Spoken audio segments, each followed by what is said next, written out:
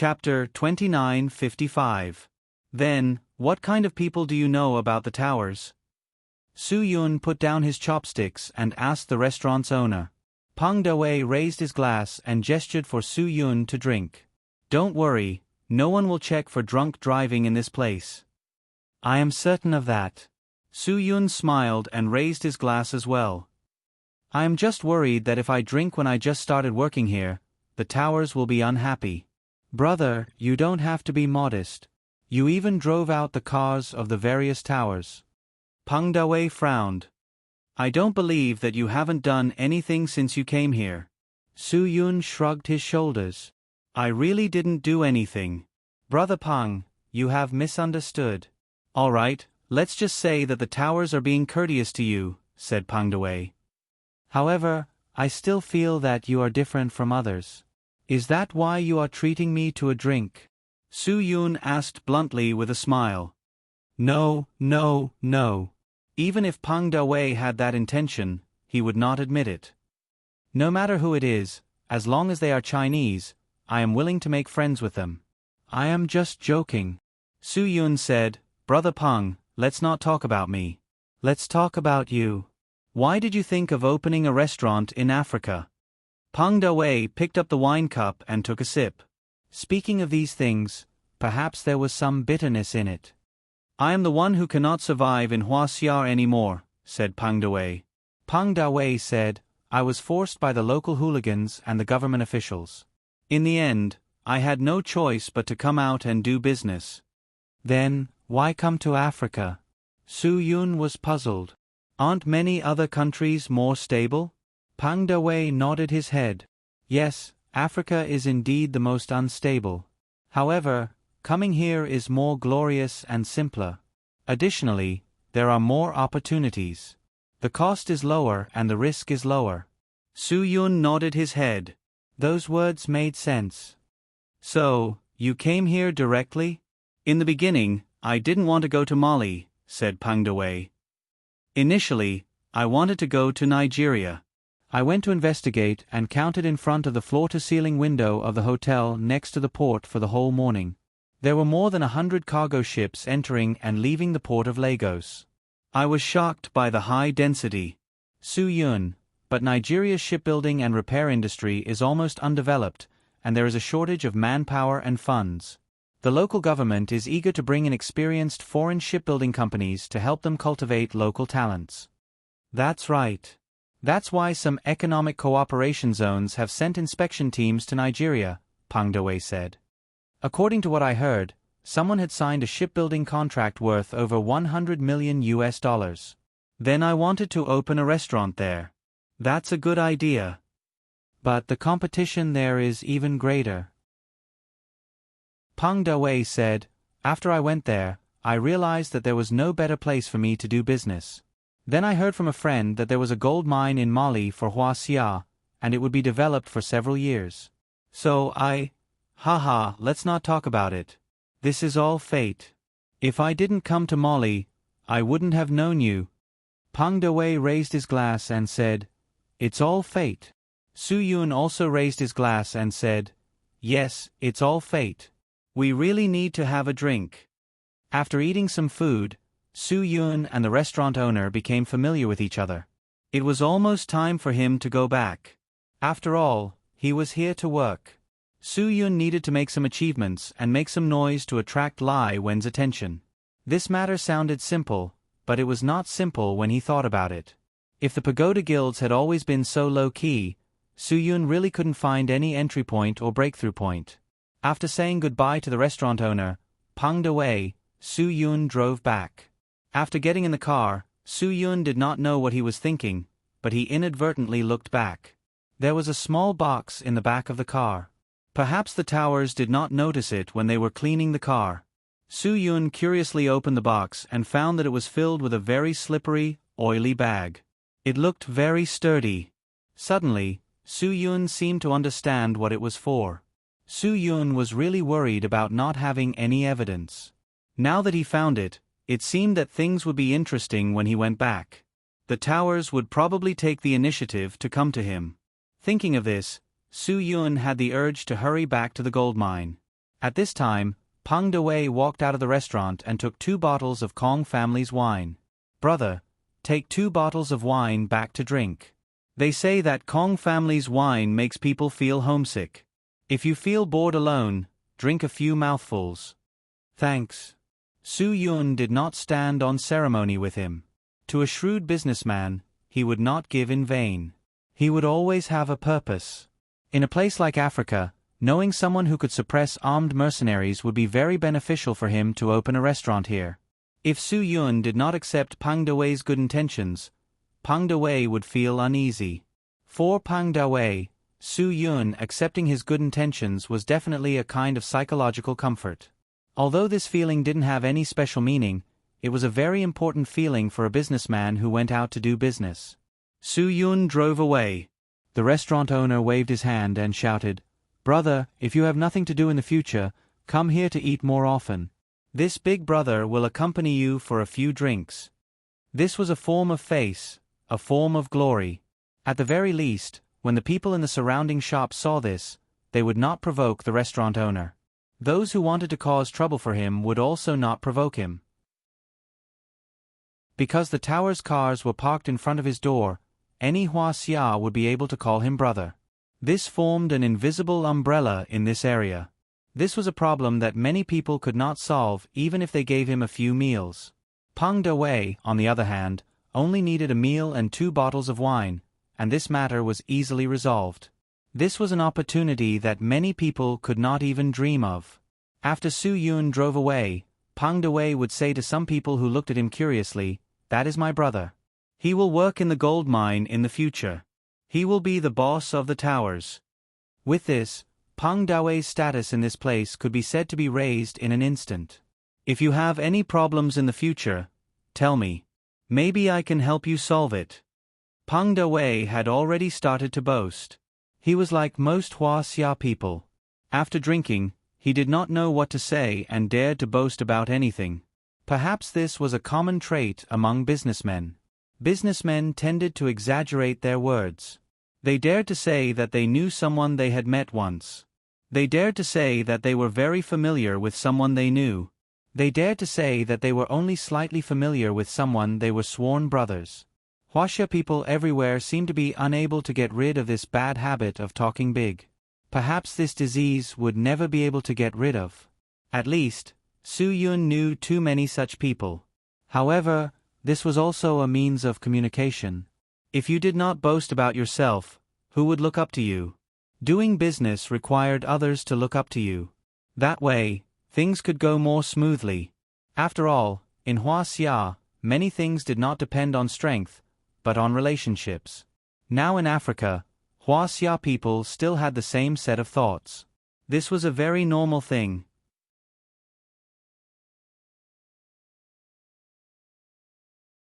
Su Yun smiled. "I think I can imagine what it can do." The pagodas's face darkened. "You think too much. What did you think I thought of?" Su Yun raised his eyebrows and asked. The pagodas's face sank. "I didn't think you thought of anything. If I use the oily paper bag in your box to put something into my stomach, it is estimated that the stomach acid won't affect the things in the bag." Su Yun smiled slightly. Many things won't have such an effect," said the pagodas. Su Yun's tone changed. "There is another situation, that is, the things in the bag won't affect the stomach and the various organs of the human body.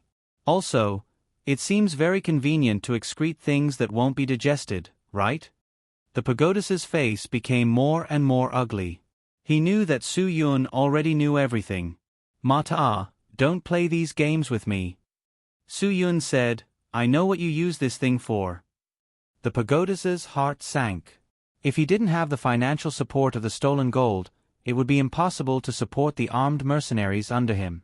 The money that Lai Wen gave him wouldn't be of much use. "I know what you are thinking."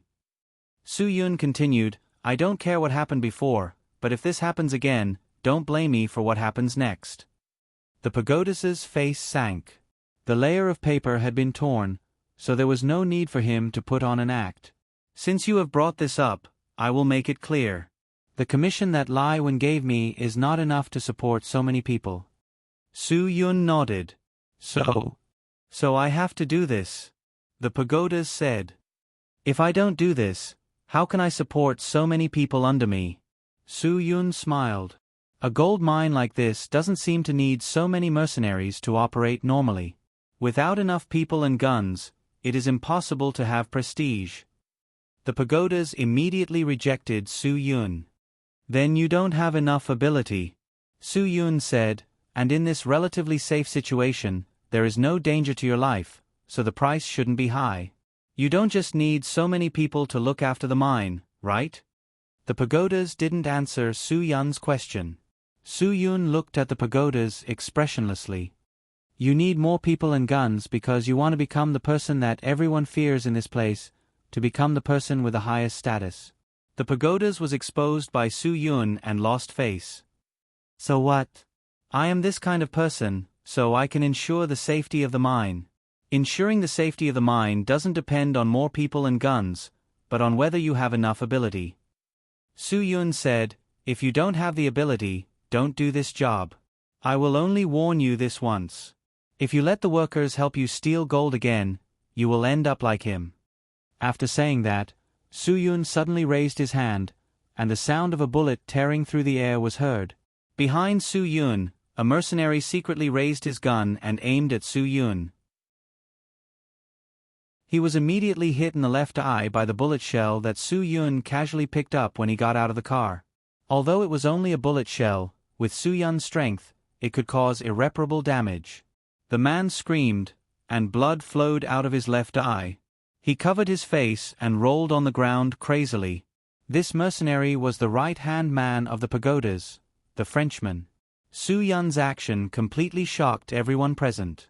Everyone looked at Su Yun with pale faces, and their hearts were filled with fear. No one knew how Su Yun did it. This person's hand was actually a gun. This was an illusion that Su Yun gave everyone here.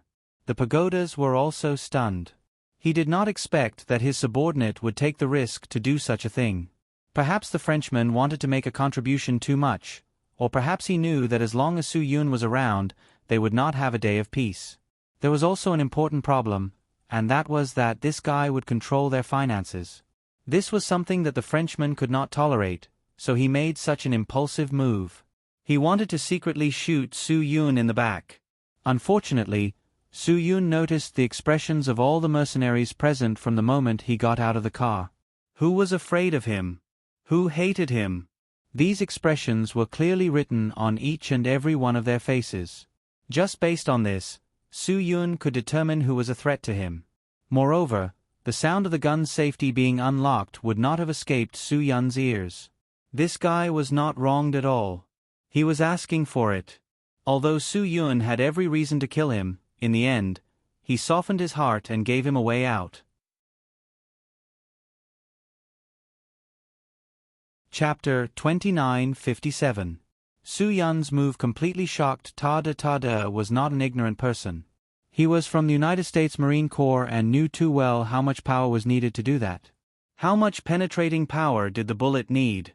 Although Su Yun only shot through Tada's eyes, the accuracy at this distance was something that ordinary shooters could not do.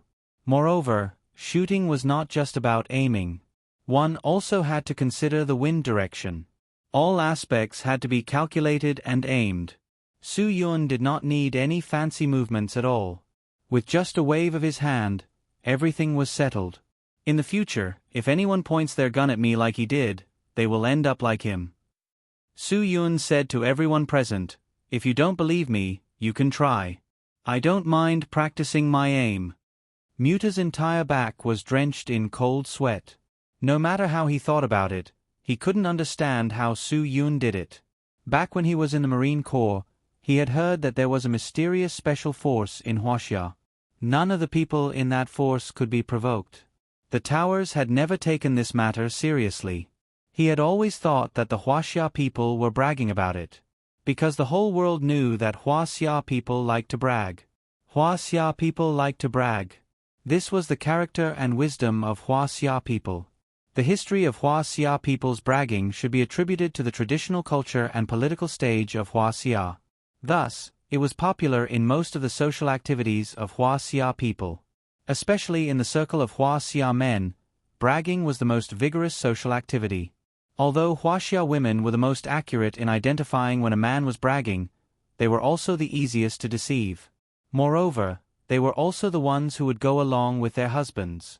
In Ta Da's understanding, in real society, Huaxia people talked more than they did. This was why they needed to use bragging to fill in the loopholes. Of course, even if there were loopholes in bragging, no one would believe it. Bragging skills could be fully displayed, and one could also obtain the benefits and effects one wanted from bragging. But what he didn't know was that no Huaxia person wanted to brag, but the culture of society made it impossible for him to do so, and he was caught up in it. Moreover, he enjoyed the pleasure of bragging, as well as the benefits it brought. The reason why Huaxia people liked to boast was because of thousands of years of traditional boasting culture. Thus, Huaxia people hatched many unique cultures in their social activities. For example, jealousy, selfishness, shamelessness, ugliness, cowardice, and so on. These were the bad habits of bragging. The main reason for this culture was the constraints of history and the traditional social system. Mr. Lu Xun once said in his book, Establishing a Record of Preservation, that the Huaxia people were not ignorant of their own limitations. The only shortcoming was that some people were content to deceive themselves and thus wanted to deceive others. It was undeniable that poverty led to the development of bad habits. However, the vast majority of Huaxia people did not admit that they were poor. Instead, they expressed themselves as rich. This was because in the Huaxia environment, if they did not brag about themselves as rich, it was very likely that they would be looked down upon by others. And those who were really rich often would not brag about being rich. They would cry about being poor, for fear that others would come to them to borrow money. This was what Ta Da understood as Huaxia people. Therefore, he thought that Huaxia people liked to brag. Therefore, when Ta Da heard that Huaxia had such a special team, he did not believe it at all. In his worldview, Huaxia's special team was bragging to make people from other countries fear them. But today, Su Yun's actions completely broke Ta Da's understanding. He realized that the special team Huaxia's bragging was real, and the one in front of him was one of them. Ta Da, remember what I said. In the future, if I find out that you still let people help you swallow gold and steel, I will make you swallow everything they poop without leaving a drop behind. Su Yun threw down this sentence and directly returned to his room. This made Ta Da lose face. It was as if Su Yun took a dump on his head, then patted his butt and left. He did not even dare to let out a fart. And there were so many of his own people around him. What could he use to establish his prestige? All the mercenaries looked at Ta Da with a strange gaze, as if they wanted to ask him why he did not resist. Could it be that he just let the other party humiliate him like this? But Ta Da felt as if a fishbone was stuck in his throat, and he could not say a word. He was really completely suppressed by Su Yun, so much so that he lost face in front of his mercenaries. I know what you are thinking in your hearts, but let me tell you, I have not been trampled to death by him. Ta Da's face also darkened. All of you, listen carefully. The money you get is given by me, so you better listen to me. Some people had already turned their heads away, not wanting to listen to Ta Da's words. Ta Da said coldly, you better remember, only when I am the boss here can you get more benefits. If he controls everything, you will not even get half of the money now. This last sentence seemed to win back the hearts of Ta Da's people. Which mercenary did not come out for money? If they were rich, who would still play with their lives? So everyone was doing it for money. Everyone was most motivated when they heard about money. As long as they could earn enough money, many people did not care what they did. General, as long as you can guarantee our benefits, we will listen to whatever you say. Someone took the lead and said, that's right, we are following you to get more benefits. You know this, and so do we. Money, to put it bluntly, everything was because of money. Ta Da sneered in his heart. Well, I promise you, as long as you continue to work for me, you will not be short of money. But if any of you do something wrong to me, I will be angry. Don't worry, we won't. As long as you can take the initiative, why should we betray you? Tada looked at the faces of these mercenaries. He knew that there was no way to believe their words. They could listen to him for money, but they could also betray him for their lives. From today onwards, everyone will listen to my arrangements. Tada said, no matter what this Hua Xia person says, we will listen to him. Even if the benefits we get in the short term will be reduced, I promise, I will find a chance to earn back everything. The mercenaries nodded. They were willing to give Tada time. After all, it was all money. Also, don't think that you can get benefits from him just because you betrayed me. Tada said to the mercenaries, if he is in power, many of you may not even have food to eat soon. Why? Tada sneered. Because in this gold mine, there is no need for so many people to hold guns. You know this very well. Everyone was silent. As long as I'm here, I won't let any of you put down your guns and do the hard work of a miner, Tada said. And once I lose my power, it won't be up to you to say anything. Maybe half of you will go down to the mines to do hard work. His words caused an uproar among the mercenaries.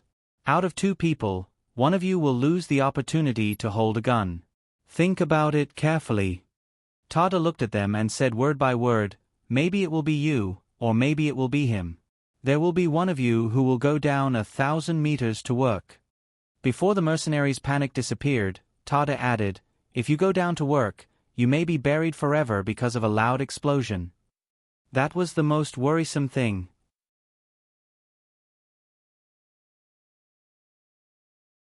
Chapter 2958. A small gold mine was different from a large mine. There might be a week where the mineral production would explode. Lai Wen's small gold mine's weekly gold production was relatively average, and there would not be a big difference. However, the appearance of Su Yun changed the situation. The gold production of the mine had increased, and it was not a small increase. All the alchemy workers here had to offer to the towers every day. There were so many people in the mine. How much would be lost every day? How much would be lost every week? This was obviously not a small number, and it naturally alarmed Lai Wen. At this moment, Lai Wen, who was still in Hua Xia, was sitting in his villa in Sanya. He was facing the sea and the flowers were blooming. He was tasting red wine and looking at the bills from the African continent. These bills would be sent on time every week. He would have a clear indication of the flow of funds in all his businesses in Africa. However, the Molly gold mine this time shocked him too much. The production had increased so much. Soon, Lai Wen dialed a phone number. Ah Wen. Boss, what's your order? The person who answered the phone was the expressionless man. His name was Wang Wen. He had been by Lai Wen's side since he made his fortune. He had always been Lai Wen's right-hand man and handled everything properly. That was why Lai Wen dared to let him take care of the business in Africa. Is there any change in the Molly gold mine? Lai Wen had long suspected that the towers were stealing gold, but he had never pointed it out. He did not believe that the towers would give up their interests just because he gave him a car 2 months ago. The gold production has increased. The expressionless man, Wang Wen, said, there are some changes in the mine. A person from the country signed up to be a mercenary. I sent him to the mine. Oh, who is it? Lai Wen was startled. He used to be a soldier. He said he injured the chief during a military exercise and was fired. Wang Wen said, Boss, are you a little confused? Of course I'm confused. Lai Wen said, this is not a trivial matter. Wang Wen nodded. I noticed it too. This newcomer is indeed capable. He can actually subdue the towers. That's impossible. Lai Wen was somewhat surprised. The towers are not easy to deal with. He is very smart. And his ability is not bad. I also wonder how he managed to resolve all of this. Wang Wen said, but I found that he is very popular in the gold mine. No one dares to not give him face, even the towers. Lai Wen laughed when he heard this. There's such a talent? Yes, Wang Wen said again, and even the cars that you sent to the various towers are now being driven by this person. Oh, this is really interesting. Lai Wen smiled. I really want to meet him. Boss, We'll be waiting for you to inspect our work at any time, Wang Wen said. Lai Wen was relieved and said, "With you in that place, why would I need to check the work? I'm just curious about that person." Wang Wen didn't say anything. "All right. You do what you need to do. I only have a few days. If I have time, I'll go. If not, it's fine." Lai Wen hung up the phone. Curiosity was written all over the middle-aged man's face. This was not the first time he had been to Mali, and every time he would meet with the various towers. The towers were not people to be trifled with, so Lai Wen could not figure out who could make the towers yield.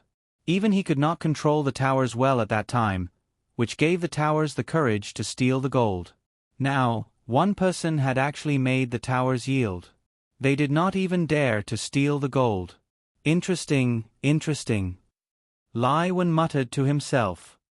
He touched his stubble and put down the report in his hand. Maybe he should go out for a walk. After thinking for a while, he called his assistant secretary. "Arrange for me immediately. I want to go to Mali." "Yes, boss." The person on the phone was straightforward. This was Lai Wen's favorite person. He liked to do things quickly and decisively. He did not like the kind of people who dilly-dallied. That was why he was so interested in this person who could settle things in the gold mine. 2 days later, Lai Wen appeared in Africa. He had been to this continent countless times. The outside of the airport was still in a mess. There were all kinds of people. A silver Mercedes-Benz G65 AMG and a Land Cruiser were parked outside waiting. The Land Cruiser was Wang Wen's, and the silver Mercedes-Benz G65 was Lai Wen's ride in Africa. As mentioned before, the Mercedes-Benz G65 represented the German military industry, which was once feared by people. It made many powerful opponents concede defeat. Obviously, Lai Wen wanted the domineering Mercedes-Benz. The 6.0T twin-turbo, whether it was horsepower or torque, was superior to other off-road vehicles. Soon, the Mercedes-Benz appeared in the gold mine. Su Yun had just returned from lunch at a Chinese restaurant. The Mercedes-Benz simple and clear lines outlined the strong lines that off-road vehicles should have. It also had the unique luxury and classic temperament of the Mercedes-Benz family. The G65 was the car that combined road comfort and off-road function at the same time. It allowed people who liked outdoor off-road activities to enjoy the highest quality off-road and off-road performance. The classic G-Class car continued for 30 years without decline. Its status as a luxury off-road vehicle had never been shaken. The reason for this was because of the same design concept. The rugged front design and the huge, flat surface of the car gave people a sense of confidence at a glance. This car must be built with high quality. When Su Yun saw the car, he knew in his heart who it was. There was no need to say more about who had come. In the face of off-road conditions, the car was equipped with a manual mechanical differential lock, an electronic limited slip differential, a gearbox with off-road reduction ratio, an air shock absorber, and a 4ETS four-wheel drive electronic traction system, which gave it unparalleled driving performance. At the same time, its non-load-bearing body structure, solid chassis, and even the bumper were made of pure steel. Therefore, the car's total weight was close to 3 tons, which guaranteed that it would have outstanding rigidity and safety in the face of the worst road conditions. Someone had done an experiment. Let the G65 roll down a long slope with a 75-degree slope.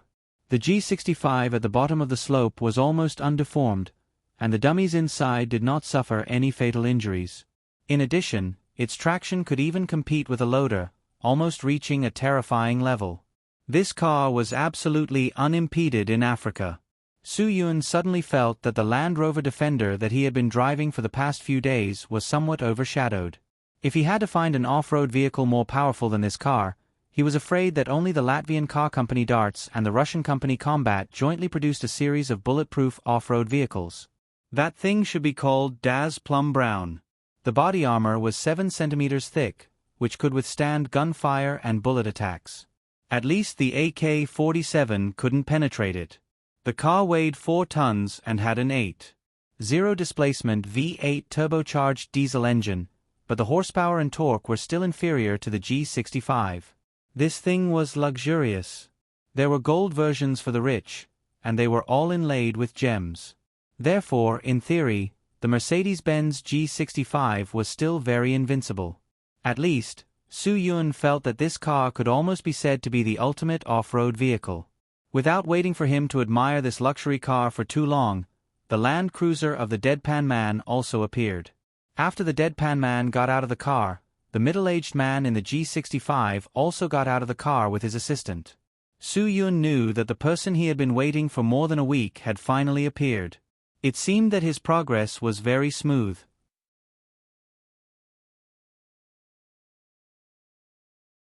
Chapter 2959. Lai Wen was wearing a camouflage uniform and a pair of black military boots, which made him look particularly energetic and young. He did not look like a person of his age at all. The assistant beside him was also wearing something similar to a training suit, which further accentuated Lai Wen's identity as the chief. The expressionless Wang Wen stood beside Lai Wen. His face looked even more stiff and paralyzed. There was no expression at all. Lai Wen, on the other hand, gave off a cheerful look. He did not feel nervous at all when he came to the chaotic continent of Africa. Instead, he felt like he was on a spring outing. Of course, in addition to these two people, Lai Wen also had 2 bodyguards. For him, safety was the most important thing when he went out. If he couldn't guarantee his safety, he wouldn't be able to show a smile on his face. It's still better here. It's so natural. Look at the current environment in China. It's far inferior to Africa. Lai Wen sighed and strode forward. Su Yun also came forward at this time. He was ready to meet his boss. After all, they had not met yet. The reaction of the towers seemed to be faster than Su Yun. He was the first to rush forward. "Boss Lai, you're here. It's been a long time. You've become so young again." "Ha ha, the towers are good at talking." Lai Wen smiled. His English level was actually not bad, but he did not use English to answer the questions of the towers. He always spoke in Chinese to show his identity as a boss. The towers did not need anyone to translate. They could tell from Lai Wen's expression that Lai Wen's words were good, so they laughed. "Towers, you're really good.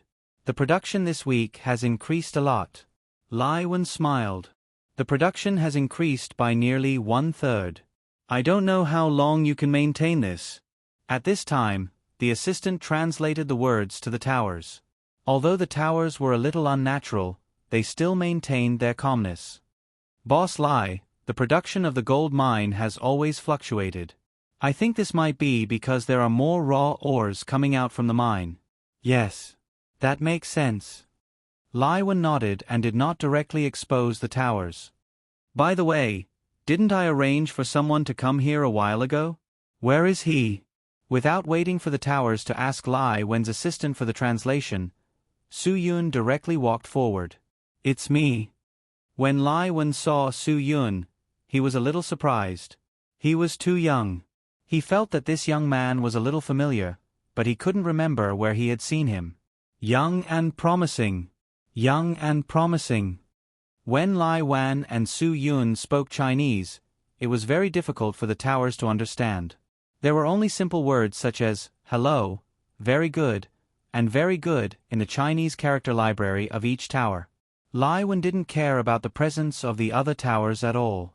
He smiled at Su Yun and said, "Is this guy very hard to deal with?" Su Yun smiled and shook his head. "It's not difficult at all. That's because you're capable." Lai Wan gave him a thumbs up. "Young man, do your job well.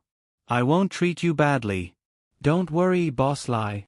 Su Yun answered Lai Wan in a very low-key manner. Lai Wan smiled and looked at the towers as if everything he said had nothing to do with him. Then, he turned to Su Yun. "How did this guy steal gold?" Su Yun: "Boss Lai, I think I shouldn't say it. It will affect your appetite. It's too disgusting." Lai Wan suddenly realized and nodded. "Ha ha ha, then don't say it. My stomach is shallow. I can't bear to see those disgusting things." No matter what the boss needs me to do, I will do it. Su-yun, if you don't like him, Good, very good. Lai Wen patted Su-yun's shoulder. I like young people who are bold. Seeing Lai Wen's appreciation of Su-yun, the towers were really a little angry. No matter what, for now, I can still control them. Su-yun, it will be the same in the future. Lai Wen nodded. To be honest, before you came, no one in this place could control the mercenary group. I'm really surprised that you can do all this. Su-yun, this is what I should do. Seeing that the towers were a little silent, Lai Wen said to the towers, You also cooperated very well. Very good. The assistant translated these words, and the towers had some smiles on their faces. Because they couldn't understand the conversation between Lai Wen and Su-yun, they didn't know what they were talking about. Seeing that Lai Wen's attitude towards him was still very good, the towers were relieved. The towers didn't know how ruthless Lai Wen was.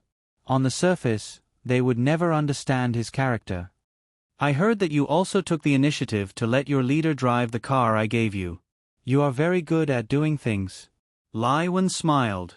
The tower's mood slowly eased. He really didn't expect Su-yun to say so many good things about him. In fact, all these were said by Lai Wen. It had nothing to do with Su-yun at all. The towers thought so because of his own observation. You will still drive your own car in the future. Lai Wen said to the towers, What I gave you is yours. When the towers heard the assistant's translation, they were overjoyed. Really? Thank you, President Lai. He knew in his heart that with Lai Wen's words, Su-yun had to return the Land Rover Defender to him. This way, he could show off again. Su-yun didn't know what Lai Wen meant, but he still immediately took out the car key and threw it to the towers without hesitation. Lai Wen suddenly said to the assistant, Give me the car key. The assistant immediately took out the Mercedes-Benz G65 AMG car key and handed it to Lai Wen. Lai Wen took the key and directly pulled Su-yun's hand. He slapped the key into Su-yun's hand. In the future, you will drive my car in this place. Su-yun was stunned. President Lai, actually, it doesn't matter if I have a car or not. No, no, no. You represent me here. How can you not have a car to drive? Lai Wen said, I didn't give you a car before because I was afraid that you couldn't stay here. Su-yun didn't hold back and kept the Mercedes-Benz G-Class car key in his hand. This car completely defeated the Land Rover Range Rovers of the various towers. After all, the price difference was several times. The excitement on the tower's face was gone. In the future, his car wouldn't be the most arrogant and domineering in the gold mine. Thank you for your trust, President Lai. I will do my job well, Su-yun said. Lai Wen took out a satellite phone and handed it to Su-yun. In the future, I will call you if I need anything. I hope that you can keep it on 24 hours a day. No problem. Su-yun, this is a small matter. As long as you need anything, you can call me immediately. As long as I can satisfy you, I will do my best to satisfy you. If I can't satisfy you, I will also do my best to find a way to satisfy you. Lai Wen said, Is that okay? Su-yun said seriously, The things that the boss wants me to do, I will try my best to complete. Even if I can't complete it, I will try my best to find a way to complete it. Ha ha ha ha. Good. That's exactly what I want from you. I admire you so much. Lai Wen patted Su-yun's shoulder again. This young man really made him admire him. Su-yun knew that he had just taken the first step. In the future, he still needed to walk step by step. Everything is for the boss. Su-yun was also a person who knew how to talk.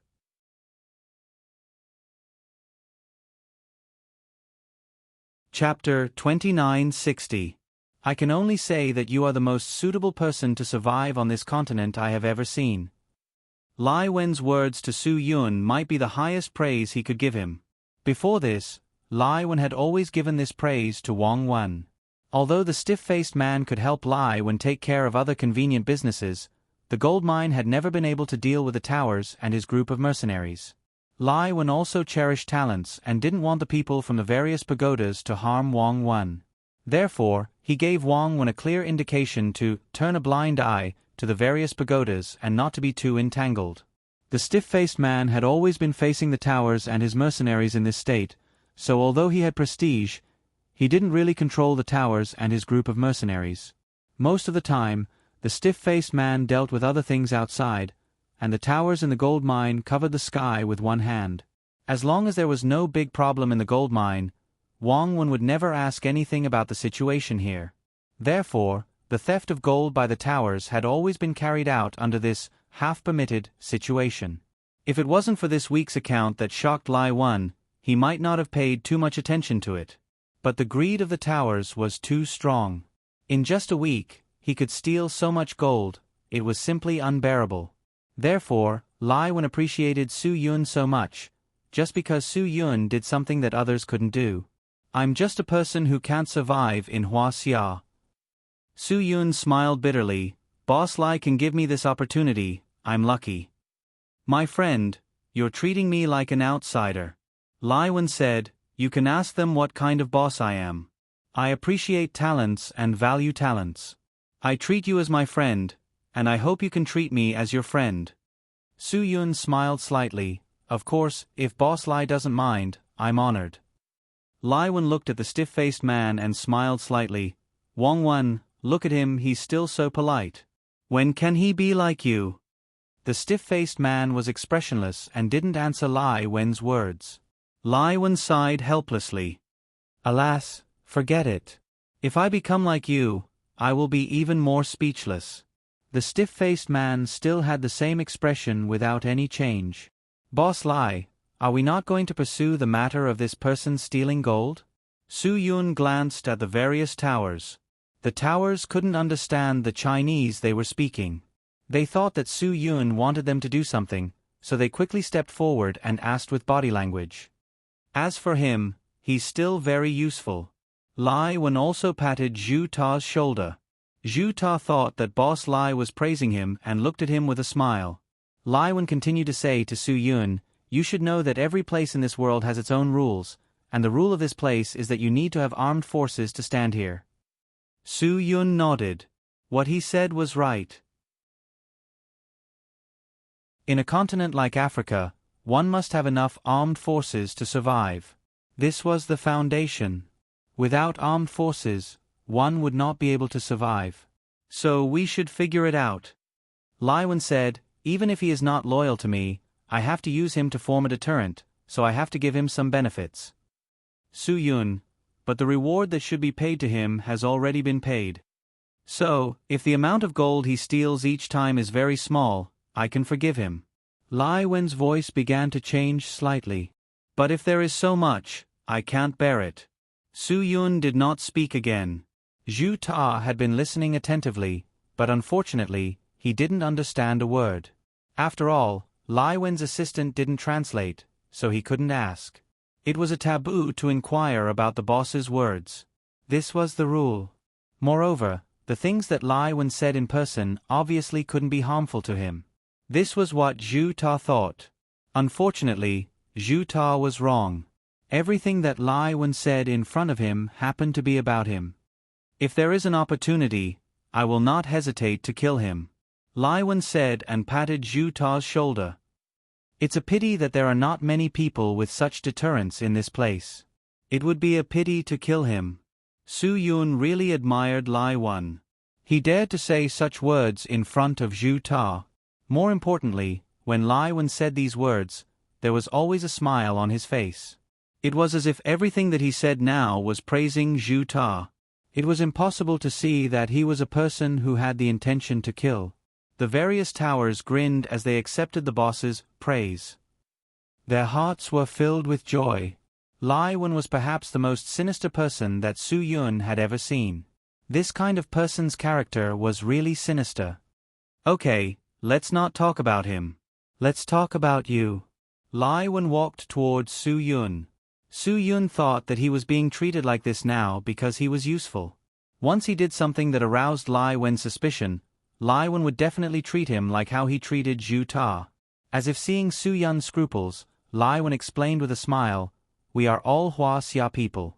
I don't have the same feelings for you and them. I am sincere to you, and I hope you are the same. Su Yun, I don't dare to be disloyal to the boss." "Ha ha ha, you are still too polite." Lai Wen said, "Tell me what your life plan is."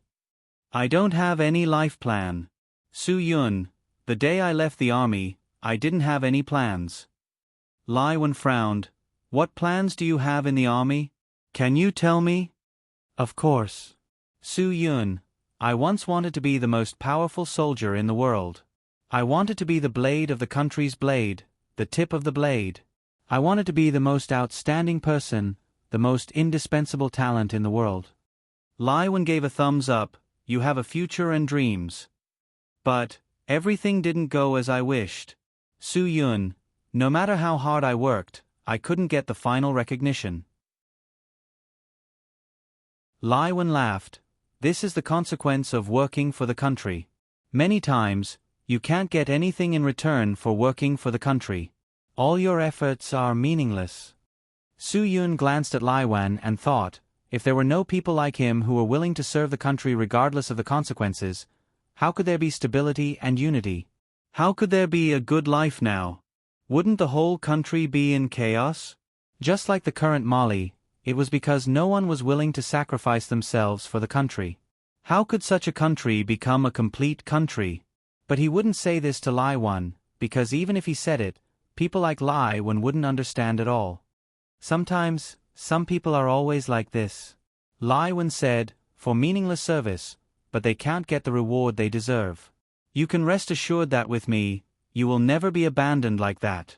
As long as you want it, I will give you everything you want." Su Yun looked at Lai Wen for a long time, and Lai Wen didn't look away. In this way, the two people looked at each other. Lai Wen knew that if he wanted to get a person's trust, he must first trust him. Now he really trusted Su Yun.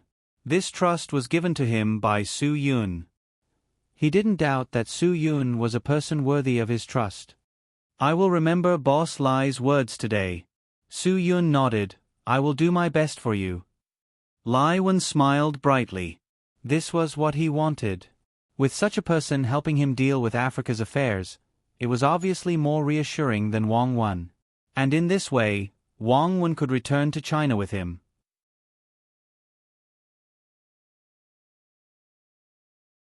Chapter 2961.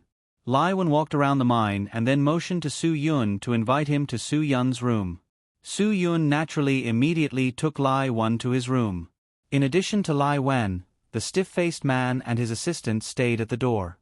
Of course, Taiga did not have a chance to come in. Su Yun poured a glass of water for Lai Wen and said lightly, "The conditions are a bit harsh and there is no tea. Boss Lai, please don't mind. I should be the one saying that to you.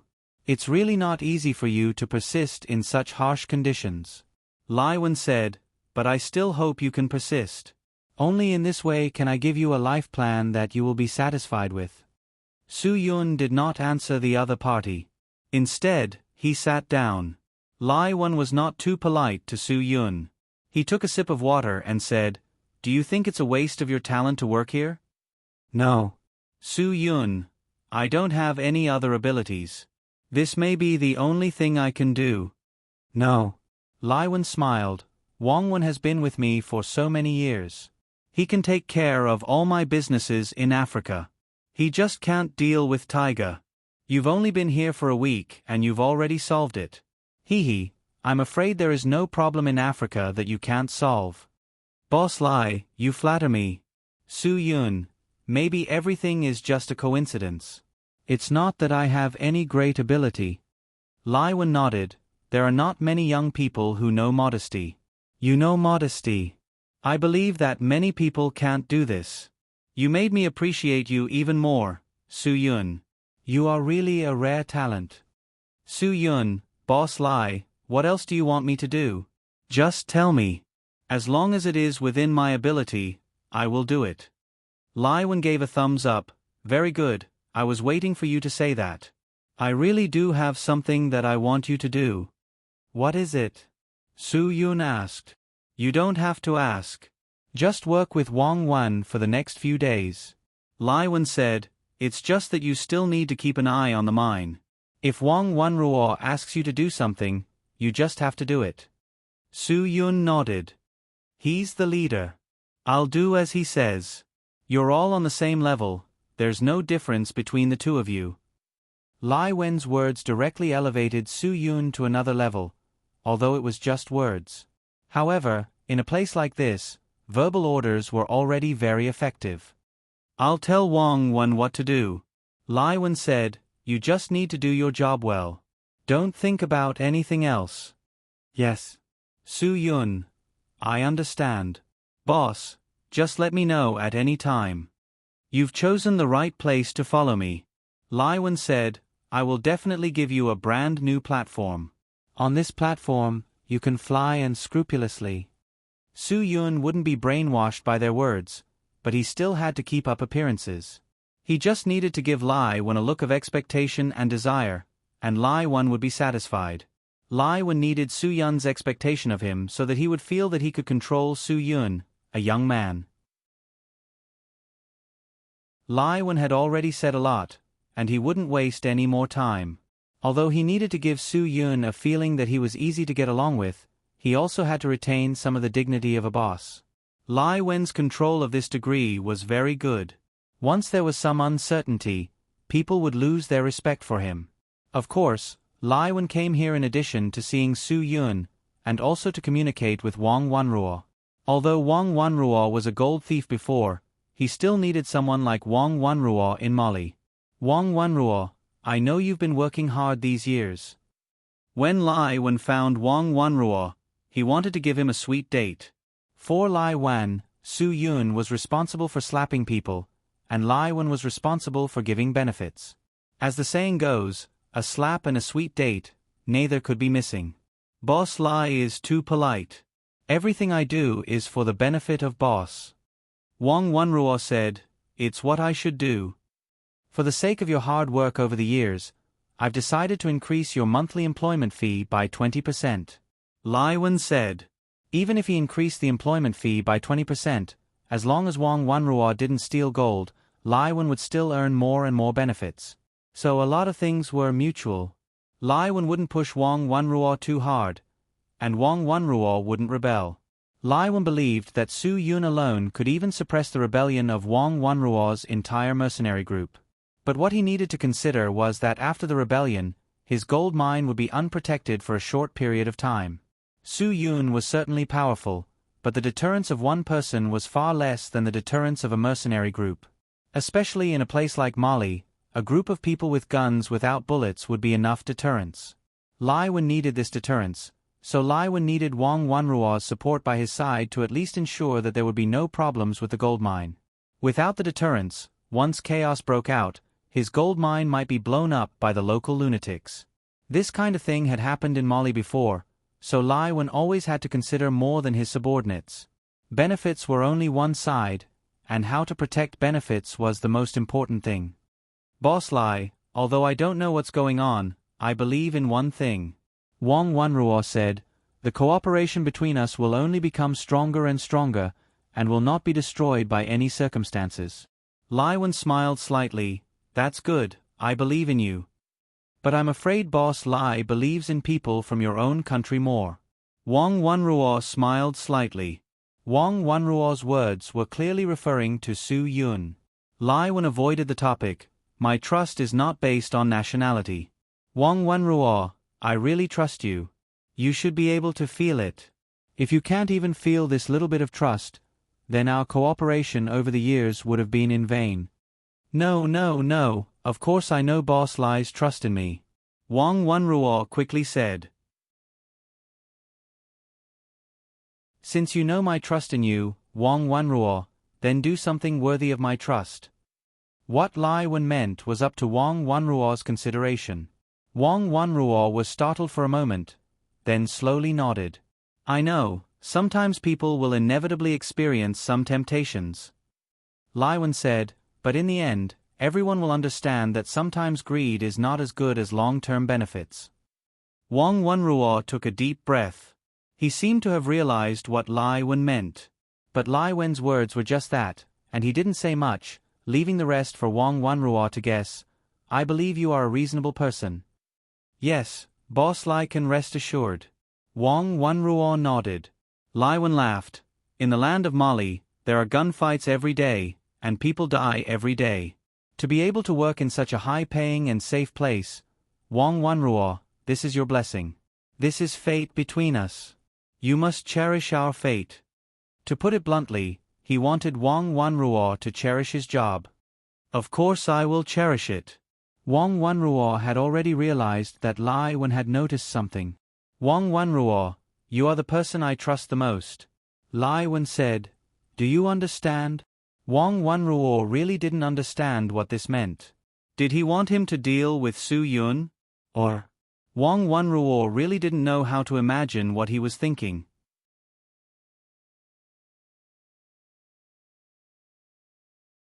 Chapter 2962. Boss Lai, I have been fighting for your cause in Mali. I have never backed down. It is always just a word from you, and I will solve everything cleanly, Gata said. You know this very well. Lai Wen smiled. In Mali, if you don't even have this much prestige, then you are not someone I can look up to. Then do you know how this prestige is established? Gata asked again. He felt that there were some things he needed to make clear. Lai Wen smiled and did not say anything. After a while he slowly said to Gata, I would like to hear the details. It's because of my men, my guns, and the fact that I have enough loyal and devoted mercenaries under my command. Various towers said, this is the foundation of my prestige. It's not easy for me to take care of so many people. Lai Wen naturally understood what Gata meant. He was a cunning old fox. I know, this idea is that no one will be loyal to one person, Lai Wen said. Everyone will only be loyal to benefits and money. Gata was startled. He did not expect Lai Wen to be so direct. But you should also know, Gata, I have given you enough money to make you loyal to me. Lai Wen smiled. You have to admit this, right? Of course I admit it, Gata quickly said. Boss Lai may have misunderstood me. I did not mean that. Lai Wen waved his hand and motioned him not to say anything. I don't care what you mean, but this is what I mean. Gata was stunned and swallowed a mouthful of saliva. He understood what Lai Wen meant. Lai Wen was not as afraid of him as he was in the beginning. Perhaps at this moment, although Lai Wen still needed Gata and his people, he also wanted to show Gata a new attitude. And this attitude was that although Lai Wen needed mercenaries in Mali, he did not necessarily need Gata. As long as there was a mercenary group with people, he could hire them. That was because he had Su Yun in his hands. With this chess piece, Lai Wen's gold mine would be safer. Even if he changed mercenary groups, he only needed a few conflicts to establish his prestige. The towers were silent for a while. I will do as Boss Lai says. That's right. Lai Wen laughed out loud and patted the pagoda's shoulder. No matter what, you will always be my most powerful helper. But I'm the boss. You have to follow my orders. The pagodas were very clear that they would no longer have a good life in the future. However, it was not to the extent of losing their jobs. How to choose was the question in front of him. I will have Su Yun help me take care of some other businesses in Africa. Lai Wen smiled. During this time, I will still need you to manage the gold mine. The pagodas were startled for a moment before they nodded. On the surface, this matter was indeed a good thing because the main control of the gold mine had returned to the hands of the towers. Moreover, Su Yun was not in the gold mine, so he could continue to do many things, such as stealing gold.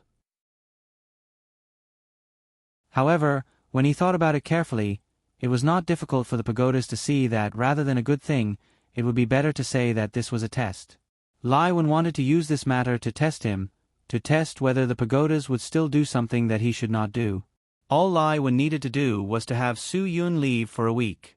Then, Lai Wen would be able to come to a conclusion through the production of the gold mine. This conclusion would directly affect Lai Wen's choice. Should he continue to have the pagodas stay in this place to help him maintain his established prestige, or should he change to a new mercenary group and start afresh? However, This way, he could always have control over the mercenary group. Lai Wen was definitely the most cunning fox that the pagodas had ever seen. "I will do everything well," the pagodas said. "Boss Lai, you can rest assured." "With you here, of course, I can rest assured," Lai Wen smiled.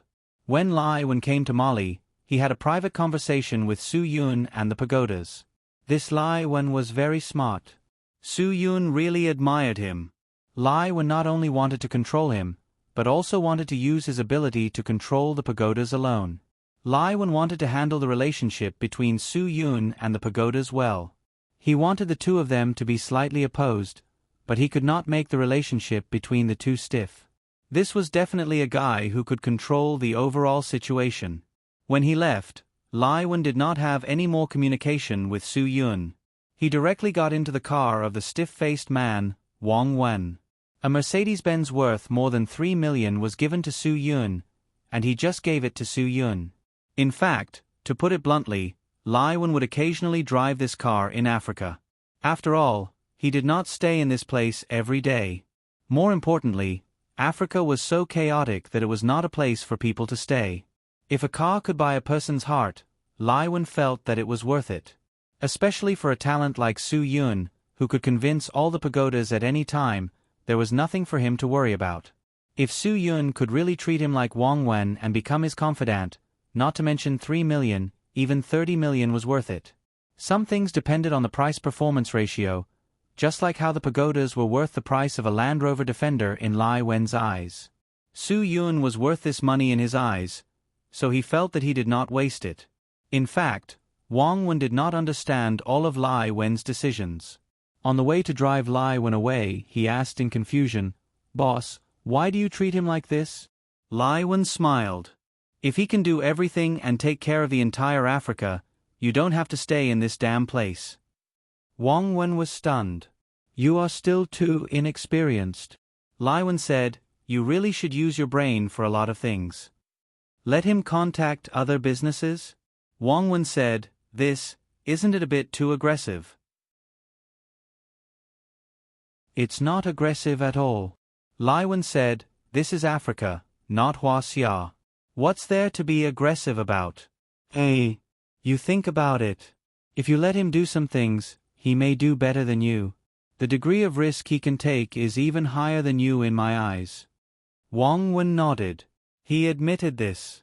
He did not need to fight with Su Yun, nor did he need to see what Su Yun did.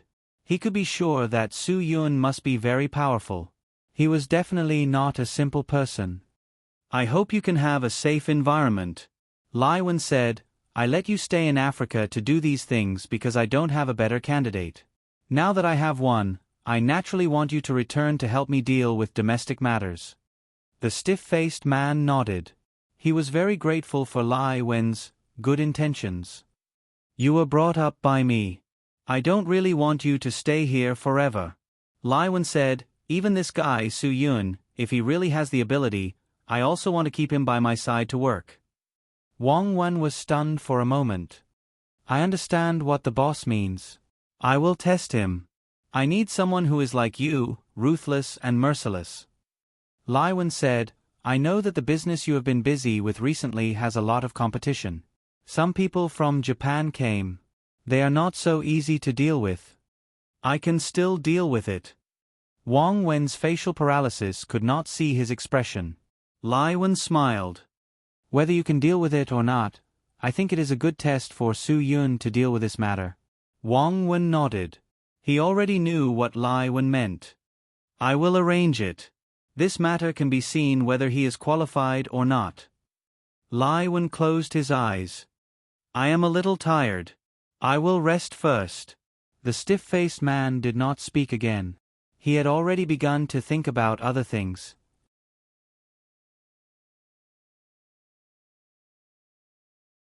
Chapter 2963. On this continent, there were many ignorant things. The more backward a place or country was, the more ignorant things that people could not understand. There were countless things in this place that normal people could not understand. This was especially true in a country like Nigeria, where many different sects of Christianity were very powerful.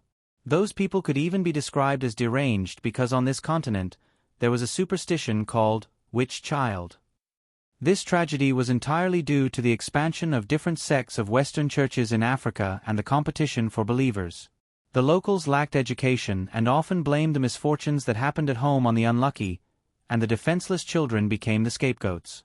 In some countries and regions on this continent, more and more children were seen as witch children who were possessed by evil spirits. They were beaten, tortured, and even brutally killed because of this. Many years ago, African women and the elderly were the ones who were the most persecuted by witchcraft. Now, children were the biggest victims. Most of them were boys around 10 years old. Most of them were orphans, street children, albinos, and disabled children. Some ignorant locals even believed that pouring gasoline into their eyes and ears could get rid of evil spirits. More and more children were forced to drink pigeon blood and gasoline to get rid of evil spirits. Continuous wars, civil strife, imbalanced urbanization, and poverty were the main reasons for this phenomenon. Some poor families even used witchcraft as an excuse to kick their children out of their homes. In many places, the exorcism of witch children had formed a complicated and profitable economic chain. Not long ago, there was a news report about a child sleeping on a blanket in a hospital that was covered in blood and ants. He stared at the wall without any hope of survival.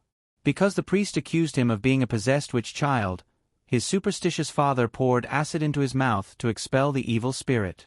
He struggled with all his might, and the acid splattered everywhere, destroying his face and eyes. A month later, he died. This kind of tragedy was really just the tip of the iceberg on this continent. Every year on this continent, there were thousands of children who were persecuted because of this. Of course, there was also a more cruel reason. If there was one less person to support in the family, it was equivalent to reducing the burden on the family. Therefore, it was usually the child's family who abused or killed the child accused of being a witch child. The main culprits were the churches. Those God-believing bastards. This kind of ignorant thing ran rampant on this continent, and it was indistinguishable from the conflicts between the churches. Due to the expansion of different denominations of churches in this place, there were too many of them and the competition was too fierce. Some of the pastors of the churches even responded to the traditional superstitions of Africa by using the supernatural power of finding out the witch children to establish their authority and attract the local people to believe in them. Using such a despicable and shameless method to achieve his goal. At least half of these cruel incidents involved Christian clergymen. They took advantage of the fact that the locals were poor and uneducated. They charged a fee and used cruel methods to exorcise the witches. If the God these people believed in knew about this, how would he despise them? Oh, no, the God they believed in would forgive them all the evil things they had done, as long as they prayed. Some of these poor children were disfigured by their mother's corrosive liquid, while others had their skulls sawed off. Some were even nailed in the head by their fathers, while others were buried alive by their cousins. In this place, the influence of the church was great, so even if they were persecuted, no one dared to resist or reveal the identity of those people for fear of retaliation. Moreover, these people from the church were too shameless. Even if they had done those evil things, they would not admit it. They would say that they were only praying for exorcism and would not use those cruel and violent methods. It was these sanctimonious guys that turned this place into a hell for so many children. The pastors who used these perverted methods to exorcise the witches would also say that if the children were not tortured to death, it meant that the exorcism was successful. If they died, then they died. Anyway, the locals were ignorant and superstitious. No one would be detained or expelled by the police because they all believed that this was normal. Just this point alone had formed a very frightening profit chain on this continent. Those perverted pastors would use this method to make money, and the evil things that happened to those poor children were not limited to this. Those children who were abandoned because they were witch children also became the targets of some foreign people with ulterior motives. Many people from other countries would come to this continent to find ways to obtain human organs, such as corneas, which were all very valuable things. There were also countries that were even more perverted, such as Japan, because some of the perverted people there liked to eat. There were also poor children who were directly captured alive and put on cargo ships bound for Japan. These things were really dark and terrifying to the point that it was inconceivable. Other than the ignorance of the locals and the local poverty that caused it, there was another big reason, which was the perverted mentality of people nowadays. Was there anything that people nowadays would not do? As long as there was profit, there was nothing that people would not dare to do.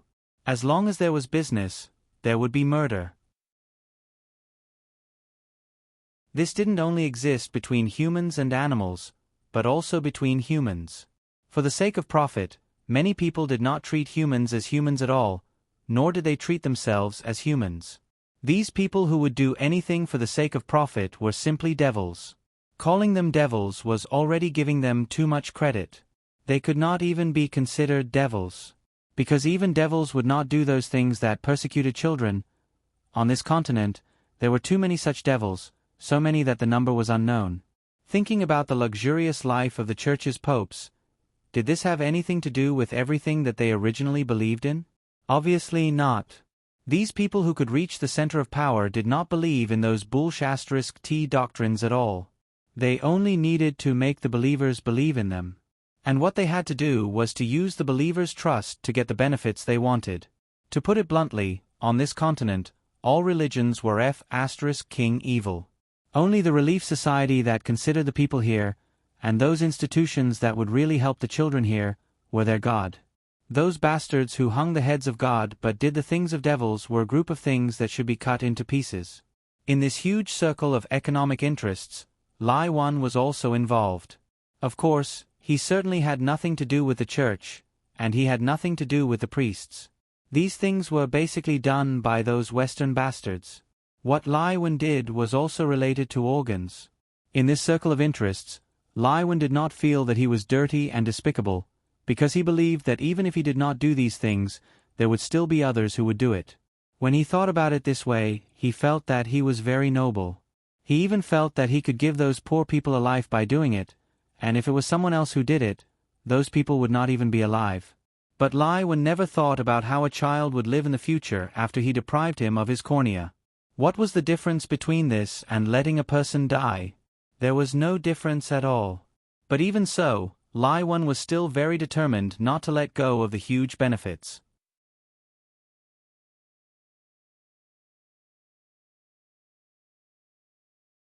Chapter 2964. However, the competition for profits in this area was more intense than the competition for mining. The reason was very simple. Mining in Africa required investment, but taking advantage of the ignorance of the local people to make black money didn't cost anything at all. They only needed to open their mouths, and they could get everything they wanted. No one would let go of this kind of business. In fact, Lai Wan also felt guilty about doing this kind of thing. After all, it was a heartless thing. Therefore, he handed over the business to Wang Wan to handle. After all, Wang Wan, a guy with facial paralysis, would never let people see his emotions from his expression. Whether he felt guilty or not, Lai Wan didn't know. But there was one thing, the business had always been going well. Every day, they would have a special place to spend a small amount of money to buy these poor persecuted children. Of course, there were also some adults among them, but most of them had been mentally persecuted. After these poor people were controlled by some local organizations, they became tools to make money. And the people who bought them were mostly people from other continents. Every part of them was valuable to those people. Every year, thousands of people lost their lives because they couldn't wait for suitable organs. This reason was enough to make them look everywhere for and buy the necessary organs. The entire illegal organ market continued to grow year by year. This was obviously a very surprising thing. In fact, it was very simple. In a developed place like the United States, a person died every 1 or 2 hours because they couldn't wait for a suitable organ to be transplanted. Especially for organs like the kidney, which was in high demand. The sale of kidneys was even legal in some countries. Organs could be exchanged for a high price, which depended on the region. The most expensive organs were from the dead, and the price of organs from the living was lower. Think about the human organ transplant surgery in the world. The proportion of illegal organs used was very high. Even in the gambling city of the United States, no one dared to talk too much with strangers. Otherwise, when you woke up in a cold bathtub, you would find that you were missing a kidney. Because of poverty, kidney trading was very common because it was expensive. Eyes, skull, coronary artery, heart, liver, spleen, gallbladder, and even skin could be sold for money. It wasn't hard to imagine how terrifying this industry was, right? Under normal circumstances, regardless of the country or region, if there was a need for an organ transplant, one had to wait patiently. As the clock ticked, one had to pray that a generous, savior-like deceased person would write the words organ donation in their will, or that a family member or friend would donate a part of their body and complete a matching organ transplant with the help of a doctor. However, there were not many coincidences in the world. Generous donors and organs that were compatible with one's body did not always appear often. At this time, the global illegal organ trafficking business seemed to have found a reason for its existence. Everything sounded reasonable. A person who needed a certain organ would pay a sum of money to a person who needed the money more than the body's organ, each taking what they needed. But in reality, such a transaction was extremely cruel and unequal. Perhaps only 0.1% of the world's population could enjoy the human organ transplant service because they were rich. In backward countries and regions, most of the patients died silently. They had no idea that organ transplants could be used to prolong their lives. Kidneys were known as the golden pouch in the back of the waist. In such poor and ignorant places, many people did not even know what kidneys were. In addition to buying these poor people's organs for surgery, Lai Wan and the others would also use other methods to buy them. It was just that the other methods might cost more money. On this continent, too many people really did not know what kidneys were used for. Then, countless people deceived them by telling them that there were 2 kidneys in the human body, but one of them was in a dormant state and was useless. During the operation, the doctor would wake up the dormant kidney and then sell the old kidney. In the statements of these swindlers, the second kidney was just a burden in the human body. At the same time, it was also a golden pouch in the back of the human body that could make the poor a lot of money at any time. Of course, many people who sold their kidneys would hesitate, worried that they would need a second kidney in the future.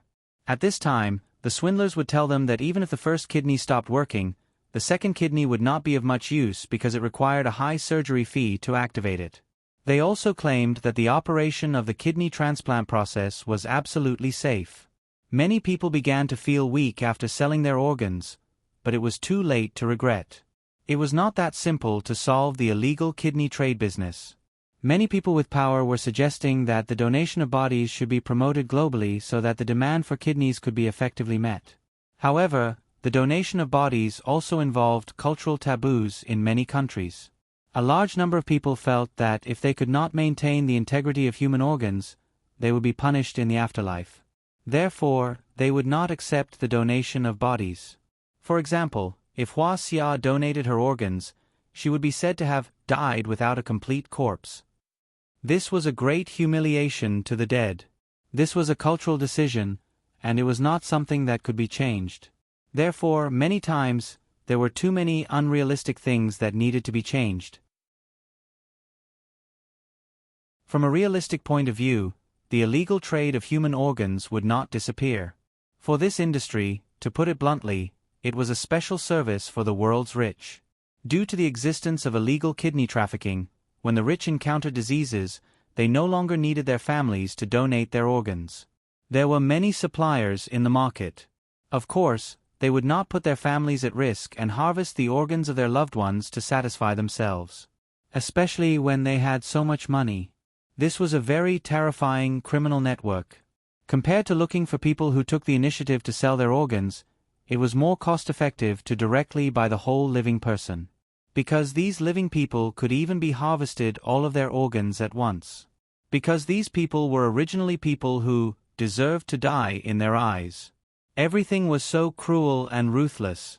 There were many things that could not be explained.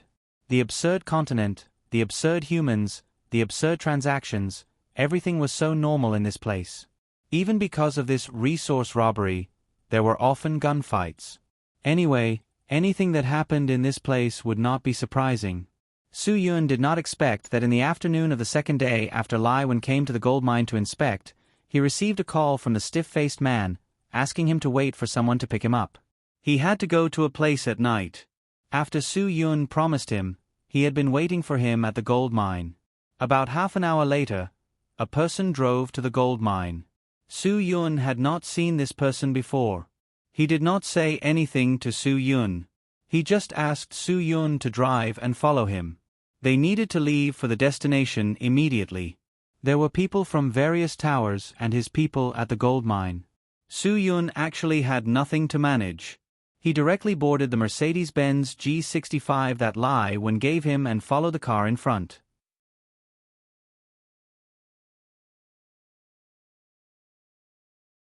Chapter 2965. Su Yun didn't know how long she had been driving. She didn't know her destination. She just followed behind the car aimlessly. Just like that, she kept walking. This place was so poor that there were almost no streetlights at night. Su Yun could only see the places where the car's lights shone. The rest of the surroundings were always dark. He really didn't know how these people found their way in such an environment. Even with the GPS, it was very strenuous to walk. They drove for several hours. They even had to refuel once in the middle, but the man didn't say anything to Su Yun. He just ran away to smoke a cigarette while refueling and then hurriedly got into the car. When it was almost midnight, Su Yun began to feel the car slow down. Su Yun also saw some lights in front of him. It seemed that in addition to them, there were several cars in front of them. This place seemed to be a remote port.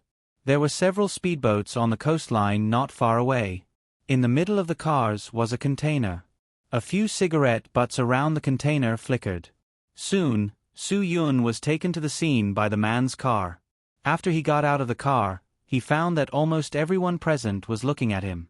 They looked at Su Yun not because Su Yun's face was unfamiliar, but because of Su Yun's car. The boss of such a luxury car was often the object of their attention, so they looked at Su Yun curiously. At this time, Wang Wen walked towards Su Yun in the dark. Su Yun saw the stiff-faced man and immediately greeted him with a smile. For him, the stiff-faced man was not easy to get in touch with, but after all, he was someone he knew. In the middle of the night, he didn't know anyone else. "You're here," the stiff-faced man still said. "I'll take you today. In the future, you'll have to deal with these things by yourself." Su Yun didn't understand what this meant. He hadn't figured out the deal they were about to make. It was very noisy inside the box, and Su Yun had already begun to feel that something was wrong. "What exactly are we here for?" Su Yun asked doubtfully. The stiff-faced man said, "Business." Su Yun frowned. He knew that this business was definitely not something that could be exposed to the light of day. Even on this continent, a transaction that needed to be carried out in the middle of the night was definitely not a good thing. What exactly is he trying to do?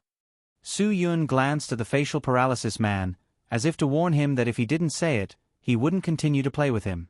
"Buy things," the stiff-faced man said, "and then arrange for a ship to send them out." Su Yun was a little nervous. This matter was clearly beyond his imagination. With so many people in the box, Su Yun began to have a rough idea of the situation. Of course, other than them, there were also some Japanese who were chatting about something. Soon, it was 12 o'clock. The owner of the truck stood up and said, "Today, I only informed the two of you because you are my most trustworthy partners. I've given you time. What do you think? How much do you want to pay?" Su Yun frowned and glanced at the stiff-faced man. "We'll pay 8,000 pounds. The Japanese on the side suddenly spoke first. The black man beside the truck was obviously very dissatisfied with the price. "My brother, are you joking? There are 30 people in these two trucks. You're giving me 8,000 pounds? We don't know if these people have diseases." The Japanese was very calm. "I want to buy everything. Perhaps in our country, less than a third of the food can be considered food grade. 8,000 pounds isn't low." The black man beside the truck lit a cigarette and shook his head unhappily. His gaze fell on the stiff-faced man and Su Yun at the same time. Obviously, this black man who brought goods to sell knew that the person who could afford a luxury car like the Mercedes-Benz G65 was the real boss. Do you know what we should do at this time?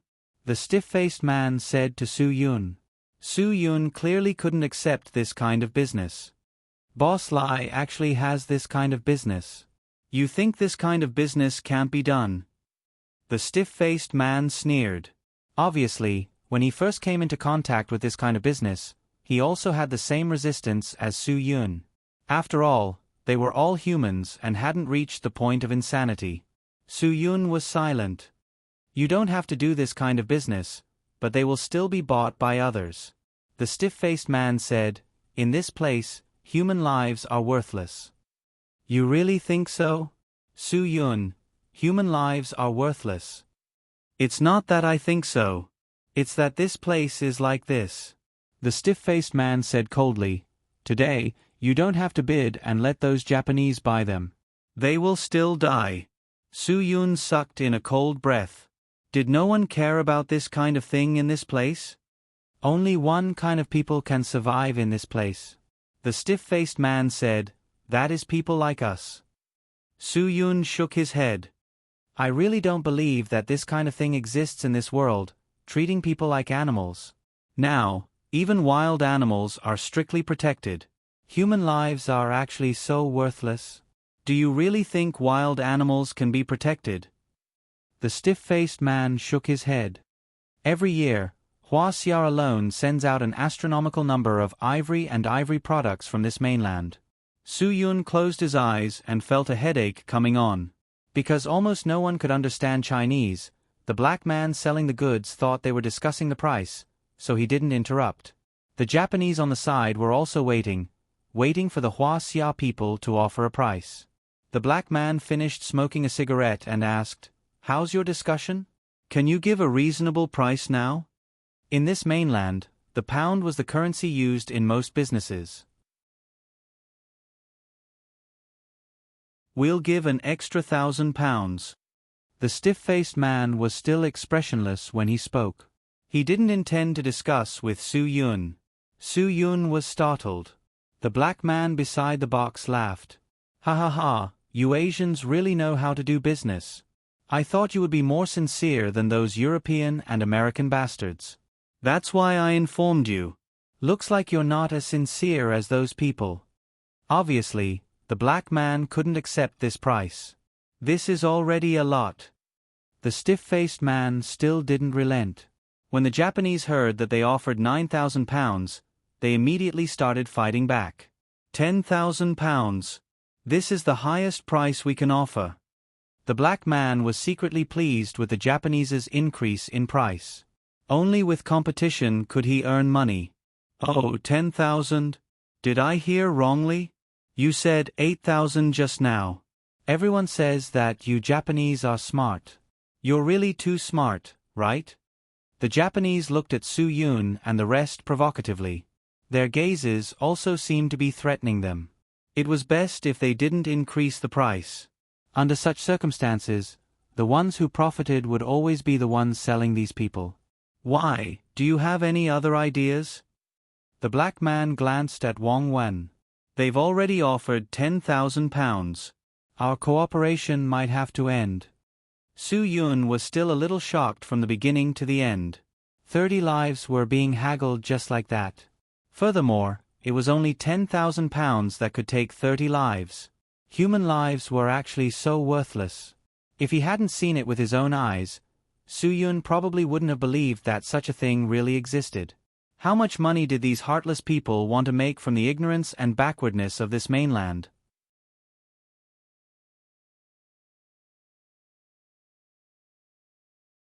Chapter 2966.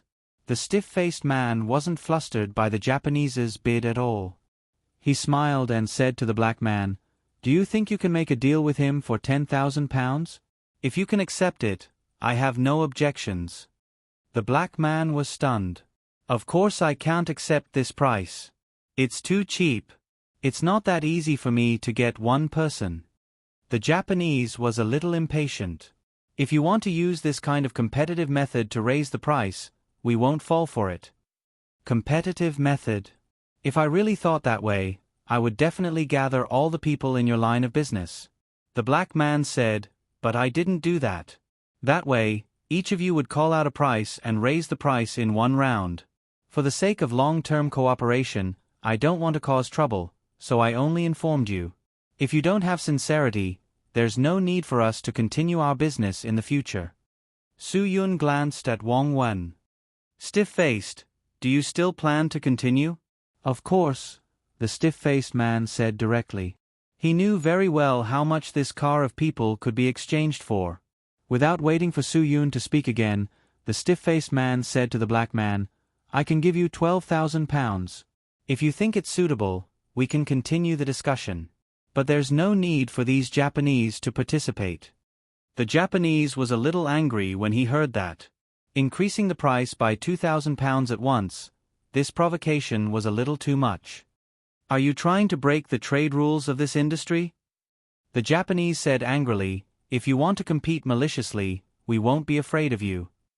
The stiff-faced man didn't even look at these Japanese and continued to say to the black man, I'm only waiting for your word. The black man raised his hand to signal the Japanese to calm down and smiled at Wang Wen. I can't accept the price you're giving me. So, I won't talk to any of you. My bottom line is 15,000 pounds. If you can afford it, take them away. If you can't, I'm sorry, but please go back. 15,000? Are you crazy? How much do you think these people are worth? The Japanese cursed angrily. 15,000 was equivalent to 30 lives. 500 pounds was equivalent to one life. There was actually a scumbag who would complain that such a transaction was too expensive. But this is still a human life. Su Yun couldn't stand these Japanese anymore. When the Japanese heard this, they were stunned. This Huaxia person actually said something like this. A smile appeared on the black man's face. This boss is honest enough to know that these are 30 lives. How can human lives be cheap? 15,000 is very suitable, right? Su Yun also wanted to scold the black man, but Wang Wen stopped him. Is there something wrong with you? Why would you complain that the other party is selling it too cheaply? Su Yun glared at the stiff-faced man. But don't you want to teach them a lesson when you hear those words? This is AF * king human life, not a thing. This is completely different. Then what do you want? The stiff-faced man said, 15,000 to buy it? Su Yun was actually speechless. He didn't want to use people to do business with human lives. This D*MN Lie 1. Su Yun couldn't believe that he would encounter such a situation in Africa. I'm telling you, Su Yun, you better think carefully. The stiff-faced man said, no matter what, we have to make a choice and a decision. Su Yun was silent. The black man was already very polite to the Japanese. Sorry, I think I already have a business that I need to do. Let's look forward to our next cooperation. The Japanese turned around and left angrily. A few cars turned around and drove away. The black man walked to Su Yun. Boss. 15,000. You accepted it, right? Who said we accepted it? Wang Wen stepped forward and said, I said, the price I gave you is 12,000. If you can't accept it, you can go and ask those Japanese to return. The black man's face changed. Brother, there's no integrity in doing business like this.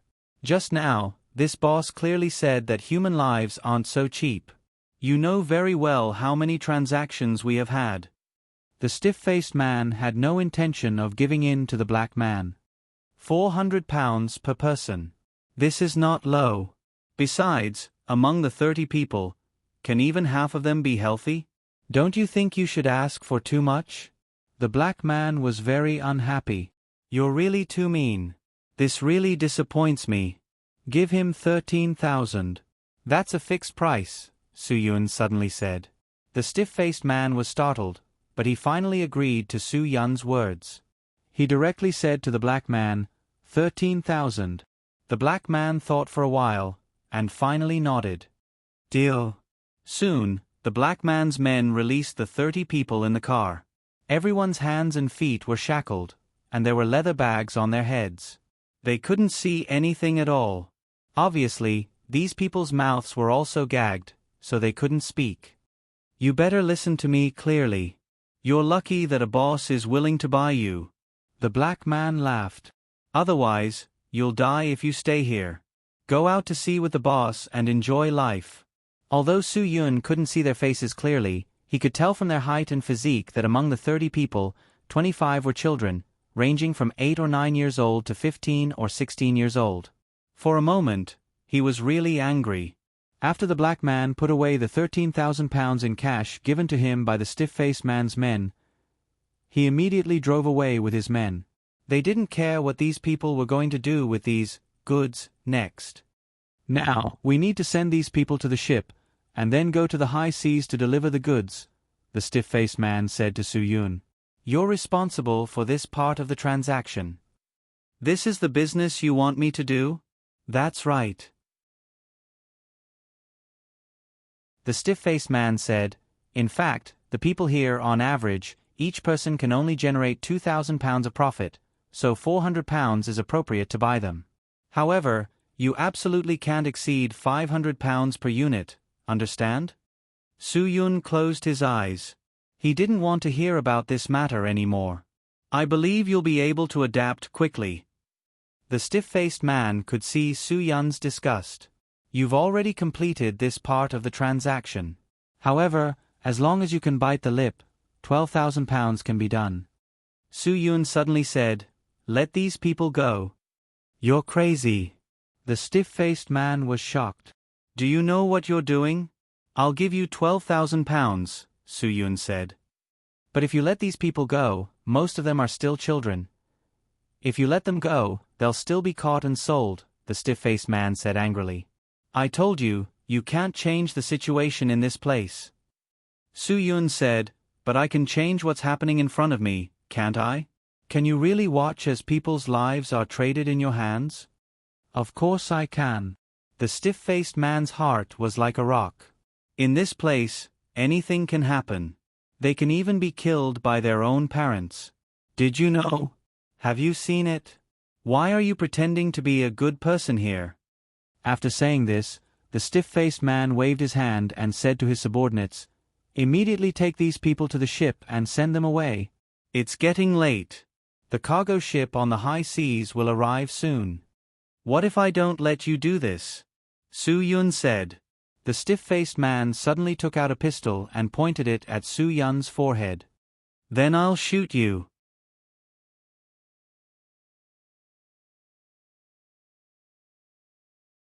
Chapter 2967. Su Yun, who had weathered so many storms, naturally wouldn't be intimidated by a pistol. He didn't even look at Wang Wen and said bluntly, you can shoot, but you'd better think clearly about what you'll face after you shoot. Face what? Wang Wen's originally expressionless face actually showed a touch of disdain. I don't need to face anything. If it was an outsider who saw this, they would definitely be at a loss. Was he going to rebel against the boss? He actually dared to point a gun at someone who seemed to have a higher status than him. Then how are you going to explain to Boss Lai? Su Yun said. Wang Wen was startled. Of course I will tell the truth. You want to destroy our business. Even if you die, the boss won't say anything. Then go ahead and try shooting him. But I think I still need to warn you. If you shoot me today, Boss Lai will definitely doubt your loyalty to him. Su Yun. Wang Wen waved his hand. Impossible. I've been with the boss for so many years. He won't doubt me. The longer you've been with someone, the easier it is for people to doubt you. Su Yun, after I came here, I increased the production of the gold mine, which directly affected the interests of the towers. The towers didn't do anything to me, but I died in your hands. Do you think with Boss Lai's suspicious personality, he won't doubt if my existence affected your interests? Wang Wen's expressionless face suddenly became more sluggish. He had never thought about this problem, although he felt that this kind of problem was not something he needed to worry about. But why is it that when Su Yun mentioned it, his heart still felt flustered? Obviously, Su Yun's words made sense. Lai Wen was naturally suspicious. Wang Wen knew this too well. He had been with Lai Wen for so long, and there were not many people who knew Lai Wen's suspicious personality better than him. If Wang Wen really killed Su Yun today, obviously, Lai Wen would suspect Wang Wen's motives at the first moment. Lai Wen had so many businesses in Africa. Lai Wen let Wang Wen take care of it out of trust. Although he had lost a lot of profits, Lai Wen had always trusted him. This was because he had never done anything that would make Lai Wen suspicious. But now, Lai Wen had just taken a fancy to a talent, and he turned around and killed him. Thinking about it carefully, this matter was really unacceptable. At least if the stiff-faced man put himself in Lai Wen's shoes, he would also doubt his own motives. What Su Yun said was completely correct.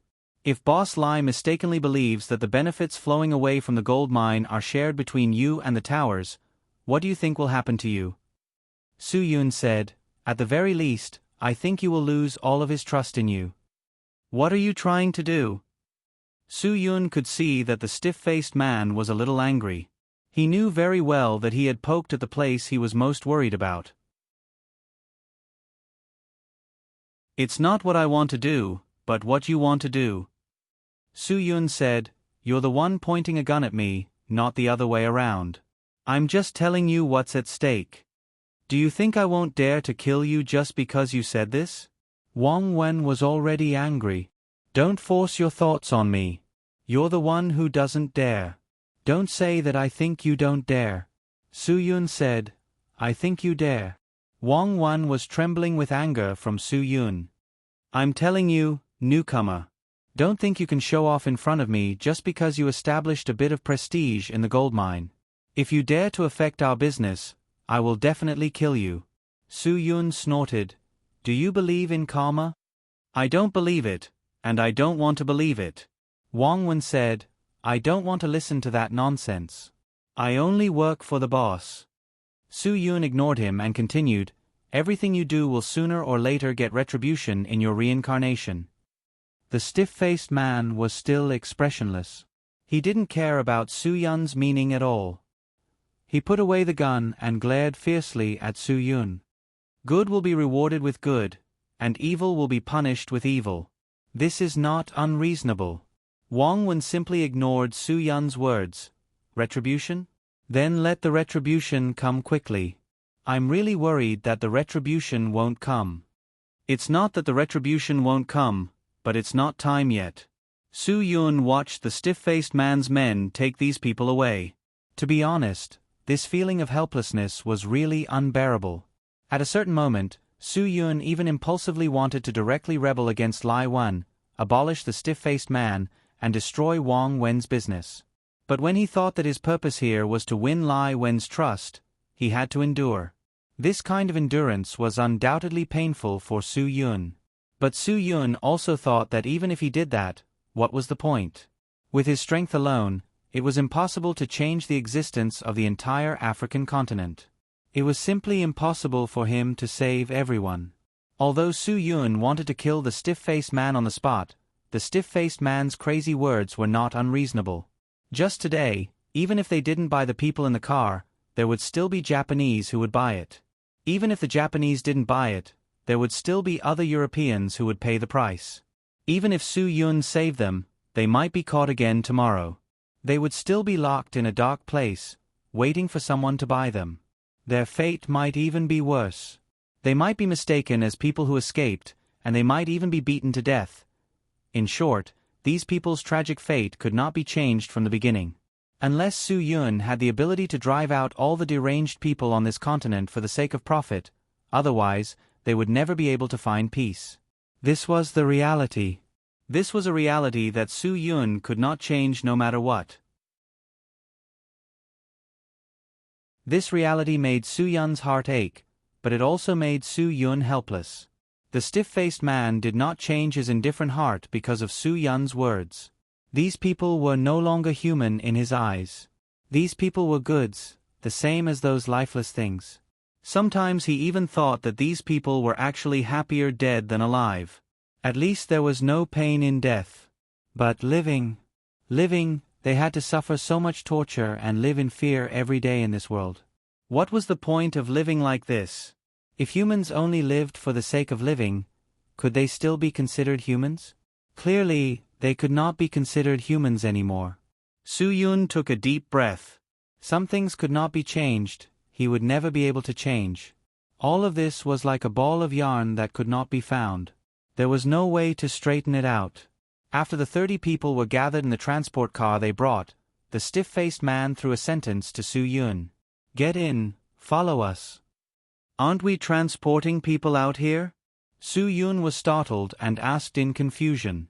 He saw the small boats on the sea. "Those boats have been waiting for a whole night.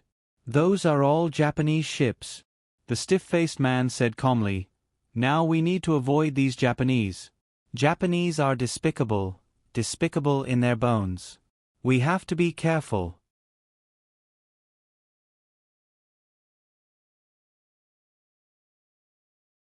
Chapter 2968. The despicableness of the Japanese was self-evident. Everyone in the world knew how despicable they were. A president of the United States once said that the Japanese were the most despicable and shameless people he had ever seen. A president of France also said that the Japanese were a sinister and cunning people. They were very snobbish and their bloodthirstiness was similar to the vampire Dracula in the European Middle Ages. Once they saw your weakness, your throat would be immediately bitten. There was no chance of survival. However, these people did not directly see the despicableness of the Japanese as Hua-xia people. Even the president of Germany after World War II said that he still remembered an incident that happened in Paris during World War II. When a military truck full of German soldiers overturned on the streets of Paris, many Parisian citizens spontaneously came forward and tried their best to pull out the crushed German soldiers. Several of the Parisian citizens were members of the French underground resistance. Because the German army did not commit any atrocities in France, the German soldiers did not assume a victorious attitude after occupying France. Instead, they lived in peace with the Parisian citizens and lived together in harmony. What was shocking was that at the same time, the Japanese slaughtered the defenseless women and children in Hua-xia. The Japanese wanted to kill the last Hua-xia before they were satisfied. The whole world knew that the Japanese were very perverted. The Japanese were a bloodthirsty, perverted, and bloodthirsty people. The Japanese were stubborn and willful. They were self-opinionated and ignorant. They were servile to their superiors and cruel to their subordinates. The Japanese killed and committed suicide at the drop of a hat. They did not care about their own lives and did not care about the lives of others. Therefore, the Japanese were filled with chaos and vengeance. The former Tsar of Russia had said bluntly that the Japanese were a bunch of annoying yellow monkeys, and the Emperor of Japan was a laughable idiot. Maybe some people thought that it was the Japanese of the past and that the Japanese had changed. Actually, that was not the case. The Japanese were still despicable and shameless. The Japanese were the ones who liked to do immoral things the most in the world. The Japanese didn't raise goats and recommended them to be raised in the grasslands of Hua-xia. Not only did goats eat grass, but they also ate the roots of the grass. Then, the Japanese came to collect the Kashmir, causing the grasslands of Hua-xia to turn into sand and destroy the ecology. More than 60% of Japan's land was green, but they didn't cut down trees. Instead, they went to Hua-xia to purchase wood. They even recommended that Hua-xia use disposable chopsticks, while Japan recycled the disposable chopsticks and made them into high-quality newsprint before selling it to Hua-xia. Dongying did not use coal, but invested in Hua-xia to build a railway to transport media. They bought the best media from Hua-xia at a low price and then poured it into the sea to store it for use in the war with Hua-xia. Dongying bought a large amount of rare earth ores from Inner Mongolia, including the trash. But Hua-xia had traders who valued money more than lives, helping the Dongying people to plunder Hua-xia's resources. Dongying built the tallest building in Shenzhen and occupied the best feng shui location. The design was a military knife piercing the blue sky and holding up the sun. It implied that only Shenzhen, the imperialist comprador city, pretended to be deaf and dumb. At the end of the war, after the idiotic emperor of Dongying read the surrender letter, a special train was running at high speed on the plains in the northeast. The Japanese headquarters gave a death order. Do not hesitate to protect the special train at all costs.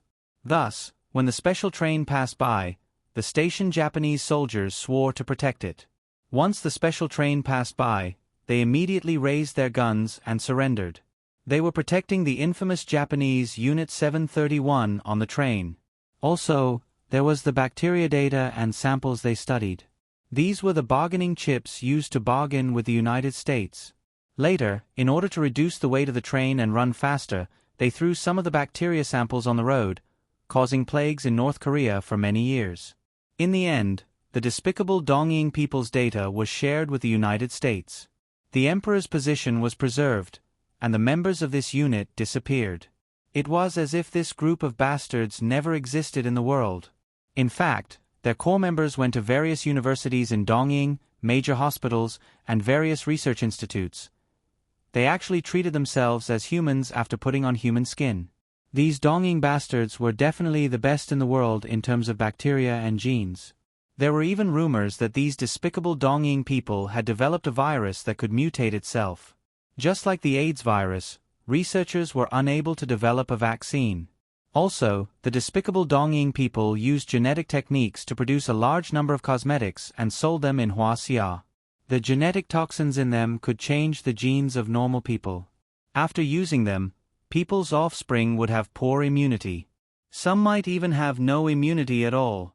This kind of cosmetics had long been seen through by Europe and America and could not be sold in Europe and America. However, there were a lot of people in Huaxia who were stupid and rich. They bought it and bragged that it was a Dongying brand. Just like the genetically modified oil from a few years ago, the Dongying people did not eat it themselves and shipped it to Huaxia for sale. They used 1.3 billion Huaxia people to test the toxicity of the genetically modified crops. If it was harmful, they could eliminate Huaxia people without a single shot. If it was harmless, they could make a lot of money from the genetic patents. Thinking about all this, who did not know that the Dongying people were despicable and shameless? The best coal in Huaxia was in Datong. The coal there could be lit with matches. And did the Chinese people use the coal? They really didn't. It was all bought by the Dongying people. Every day, the highway from Datong to Beijing was filled with overloaded coal trucks. This caused this lifeline to be scrapped and rebuilt 3 years after it was built. The Dongying people fought to buy coal with great fanfare but did not burn it. They transported it back to fill the sea. After the war, they would use this coal to make steel and bombs. The Dongying people's shipbuilding industry was very developed. Their shipbreaking industry was also one of the best in the world. Very few of these scrap metals were used to make steel. Most of them were used to make future war weapons. This was because the Dongying people had learned their lesson from World War II when the American Empire cut off their source of scrap metals. Their war machines stopped immediately and stored large amounts of steel. It was a pity that Huaxia and some smart businessmen were providing them with large amounts of low-priced steel billets.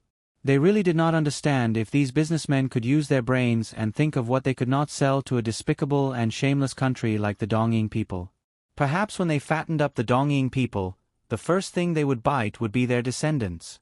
Looking at the Dongying people's highways, one could see their ambition. They took all the lines in the sky and made them go underground. In the middle, there were moving bars. This was not some damned aesthetic design. This was because the Dongying people's highways were designed according to airport runways. Once the war started, these highways would become countless airports. The highways that the Dongying people designed for Huaxia did not have such considerations. It was either bars or cement flower belts. It was so safe and beautiful in the name. What was there to be associated with such a despicable country? They should really break off all relations and completely cut ties with the Dongying people. If they were willing to seek help from the American Emperor, they should seek help from the American Emperor. Huaxia should not be nice to them anymore. Even if they were doing business in Africa, the Dongying people would shamelessly and despicably use some methods to take advantage of Huaxia. For example, the Dongying people that Su Yun and the rest met today did not leave at all. Instead, they found more companions and waited for an opportunity to make a move on Su Yun and the rest. This way, not only would they not have to spend money to get the goods they wanted, they could even teach Huaxia a lesson. Sometimes, The Donging people bullied people because they felt that it was interesting to bully Hua Xia.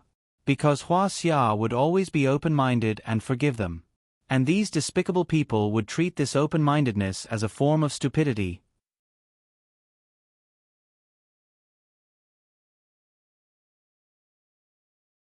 Chapter 2969. Sometimes, Hua Xia people were indeed too magnanimous. This was a traditional virtue. However, they didn't need to be so magnanimous towards despicable people. For example, during the Olympic Games in Beijing, the Hua Xia audience booed the Japanese athletes. After the game, the Japanese athletes bowed to the Hua Xia audience. The performance of the Japanese athletes moved many Hua Xia people. Some people even scolded the Hua Xia people for making them feel ashamed of themselves. But in reality, the etiquette of the Japanese wasn't as grand as one would think. Bowing was a habit of the Japanese. It was just like the nodding to greet strangers in Hua Xia. Who knew how many people these bastards had to kneel down to in a day? What was a bow to them? More importantly, the Japanese were hypocrites. Even if they cursed you in their hearts, they would still bow on the surface. This was the Japanese's etiquette? Hee. What's more, the Japanese loved to do meaningless bows the most. But when it was necessary for them to bow, they were extremely stingy. It was as if their bones were very hard.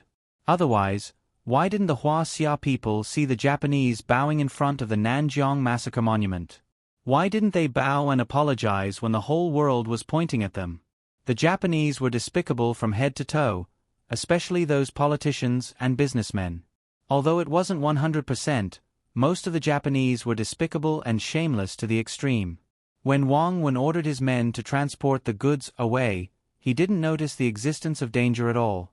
Even though he had been very careful and had considered the possibility that the Japanese would do something to him, he still hadn't been too careful with his safety. In the end, the car he used to transport the goods was targeted by the Japanese. When the car started to leave, Wang Wen sat in Su Yun's car. I will only take you on this path once. You better remember it well. In the future, there will be a transaction every 10 days. I will leave it all to you. Su Yun ignored the stiff-faced man's words. He didn't say that he would accept such a thing. Did you hear me or not? Wang Wen said, This isn't my idea. This is the boss idea. If you really think that you can't do it, then tell the boss yourself. Su Yun just glanced at Wang Wen and still didn't answer him. Drive. Wang Wen ordered. Su Yun didn't even start the car. You think you can give me this kind of business just by taking me on a trip? You really think too highly of me. I'm not as good as you think. Wang Wen didn't look at Su Yun. It's not me who thinks too highly of you. It's the boss. I really don't understand what you're trying to say. Su Yun leaned back into the driver's seat. Do you really think I'll go with you? What else? Wang Wen said. Wang Wen. Now that the car had left, and Wang Wen's own car had been driven away by his subordinates, only Su Yun's car was left at the scene. I won't go at all. Su Yun. And I won't take you anywhere. You let your people drive the car away. Call them to pick you up as soon as possible. Get out of the car. I think I should go back. Wang Wen looked at Su Yun without saying a word. I won't tell Boss Lai how to explain it. You can explain it however you like. Su Yun's words were very serious. I'm not interested in this business at all. You can tell Boss Lai directly. Don't think that you can do whatever you want just because the boss appreciates you. Wang Wen said sternly. Drive. Follow me. Su Yun didn't have any intention of listening. Please, this is my car. I can drive if I want to. Without waiting for the stiff-faced man to speak, Su Yun added, If you want me to do things according to your wishes, then you should come and pick me up personally. Let me stay in your car and listen to you. Now you should listen to me. The stiff-faced man glared. Su Yun shook his head. Impossible. This is my car. In my car, I have the final say. Wang Wen obviously had no way to deal with Su Yun, who was unmoved by force or persuasion. If you want to complain to the boss, then go and complain to the boss. Su Yun. But whether the boss blames me for being disobedient or blames you for not having the ability to make me obedient, it all depends on him. Wang Wan was forced by Su Yun to take out his gun again and point it at Su Yun's temple. I'll say it for the last time. Drive and follow me immediately. If you dare to shoot, you would have done it last time. Su Yun, since you don't dare, then don't use the same ineffective method to threaten me. It will only make me look down on you. It won't make me fear you. It could be said that Wang Wan had no way to deal with Su Yun now. Also, I want to tell you, Su Yun continued, no one has ever pointed a gun at my head twice. You are the first. Wang Wan suddenly raised his head and looked at Su Yun. He knew very well what Su Yun meant. Su Yun was telling him that the people who pointed a gun at his head for the first time were all killed by him. Therefore, he was very lucky that he was still alive. Don't really annoy me. I can assure you that if you annoy me, you will regret it. Su Yun sneered. This sneer actually made the stiff-faced man feel a cold sweat on his back. In any case, he was a person who had been in Africa for many years. He almost didn't know what fear was. I hope we can be friends, Su Yun, but the premise is that you have to treat me as a friend. If you don't respect me, then don't expect to be respected by me. Stiff-faced, I have already given you a lot of face. Can't you see it? Wang Wan didn't speak for a long time. He began to realize that he couldn't control Su Yun at all. Su Yun was different from everyone he had met. He had his own thoughts. He was a completely independent person.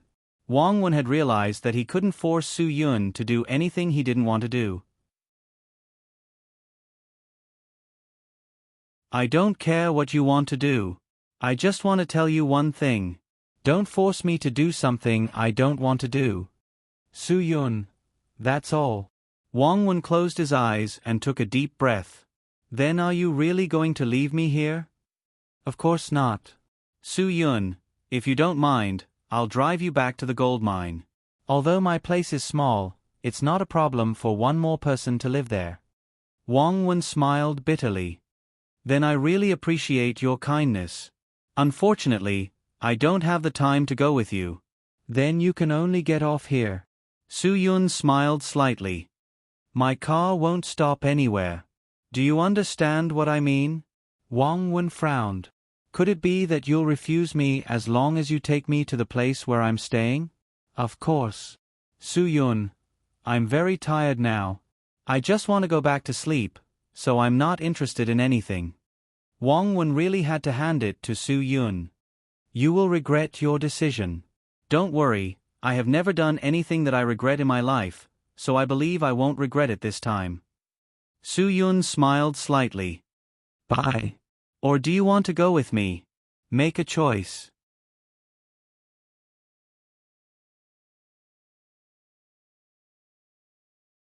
Chapter 2970. You won't be able to gain Boss Lai's trust. Wang Wan said and jumped out of the car. At this moment, Su Yun was at a loss. What was his purpose in coming to this place?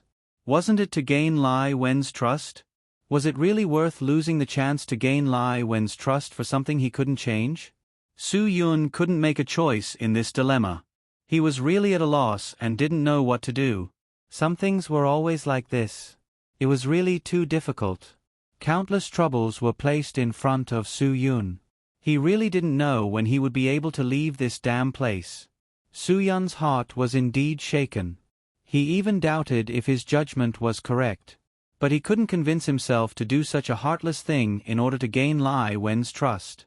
These things seemed simple, but when placed in a choice, it was so helpless. Su Yun couldn't choose. He really couldn't choose. In his heart, there were many things that couldn't be replaced. Although this didn't mean that he would wallow in the mire with these people, it was his psychological bottom line. Once a person's bottom line was touched, what they would do next was probably not something that a person could control. Wang Wan received a phone call when he got out of the car. The caller was a motorcade that had just left. We're in trouble. The person on the phone panicked as soon as he spoke.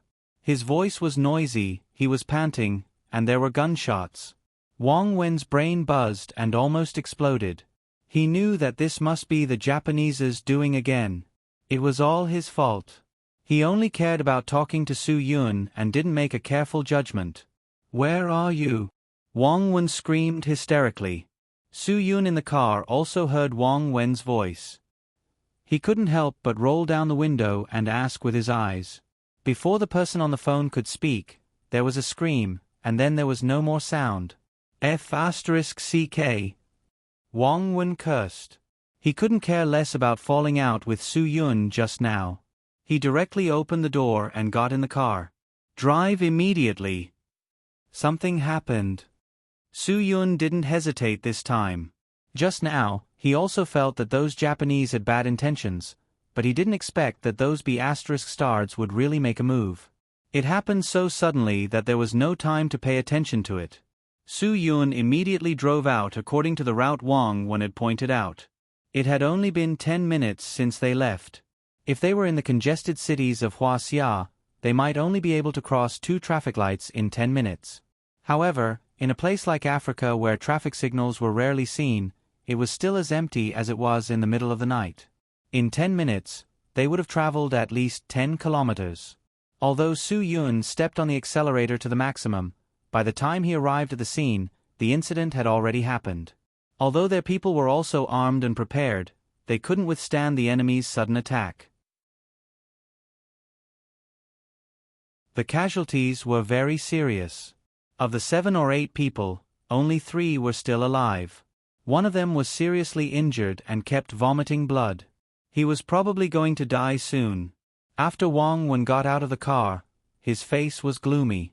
He silently walked to the seriously injured person, took out his gun, and pulled the trigger, directly killing that person. In a place like this where medical equipment was lacking, it was better to die a quick death rather than wait until they were tortured to death. Su Yun wasn't surprised by Wang Wen's shooting. Perhaps in the eyes of these people, human life was no different from grass. The other 2 who were still alive were also injured. They supported each other and walked to Wang Wen. "It's those Japanese. They set up an ambush here. More than 20 people tricked us." Wang Wen glared at his subordinate coldly. "Do you think I'll believe your nonsense?" The injured subordinate was stunned and lowered his head guiltily. How could the Japanese arrange for 20 people for such a small thing? Wang Wen scolded angrily. "Don't find excuses for your uselessness. You can't even handle a few Japanese? Did I raise you guys for nothing?" The 2 injured men lowered their heads and didn't say anything. They were indeed exaggerating. In fact, the other party had about the same number of people as them, but they won because of the surprise attack. This caught them off guard, so they suffered a great loss. Trash, what a bunch of trash. Wang Wen's heart was burning with anger. He really couldn't understand how so many people could be intercepted. Su Yun was still very calm. He picked up a triangular nail from the ground. It was easy for this thing to pierce a car tire. It wasn't difficult to explain why they were suddenly attacked. First, they threw the nail and destroyed their car. Then, they attacked when they got out of the car to check the situation. This would definitely catch them off guard. No one could win in such a situation. After Wang Wen saw the nail, he couldn't hold back the anger in his heart. "How many times have King told you? The Japanese are sinister and despicable. Shameless and despicable. They were willing to do anything for their own benefits. You actually weren't careful. It's already happened.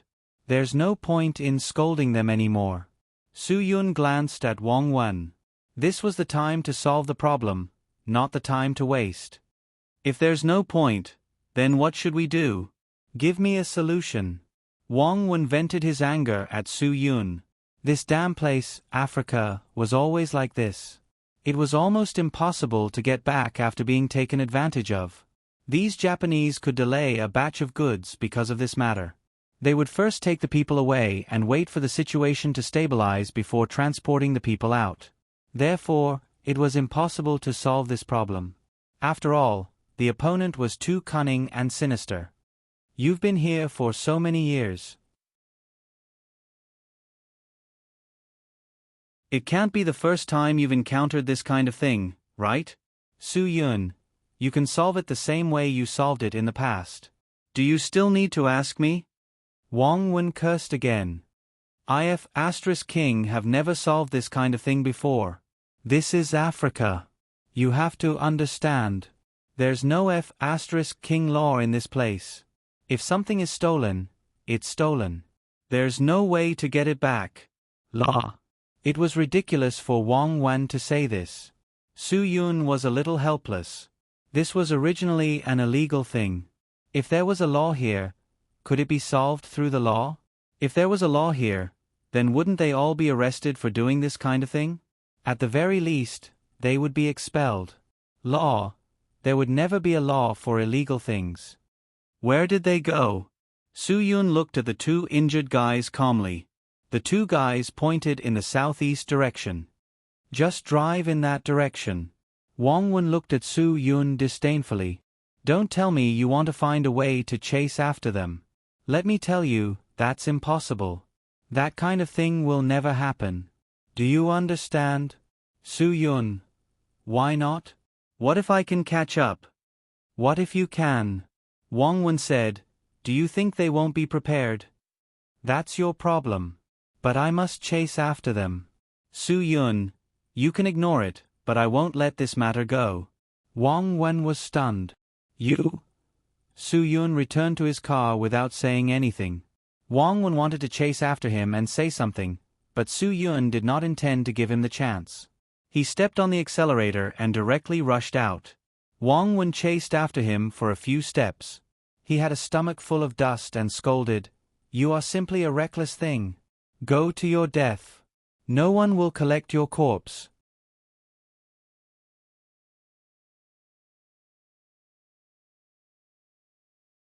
Chapter 2971. No one would believe that Su Yun could catch up with those people and snatch the things back from their hands. Because this sounded absolutely unrealistic. They had already driven away for a few minutes. It was simply impossible to catch up with them now. Brother Wen, what should we do? Are we really going to let him? The injured subordinate couldn't believe Su Yun's actions. He wants to die. What can I do? Wang Wen angrily punched the car beside him. Damn it. If anything happened to Su Yun, who knew if Boss Lai would suspect that this was also a trap he had set for Su Yun. Wang Wen didn't care about Su Yun's life or death at all, but he cared about his own status. How much time had he used to get to where he was today?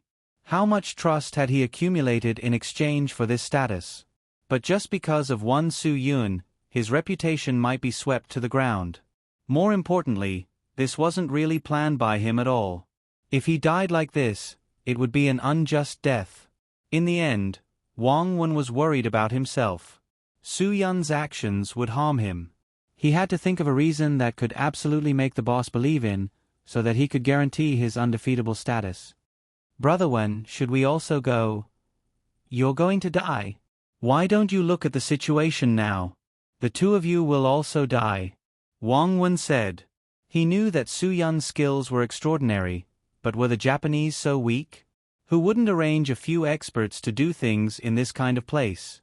Su Yun was too conceited. If he died, he would die because of his conceit. Forget it. Wang Wen thought about it and called Lai Wan as soon as possible.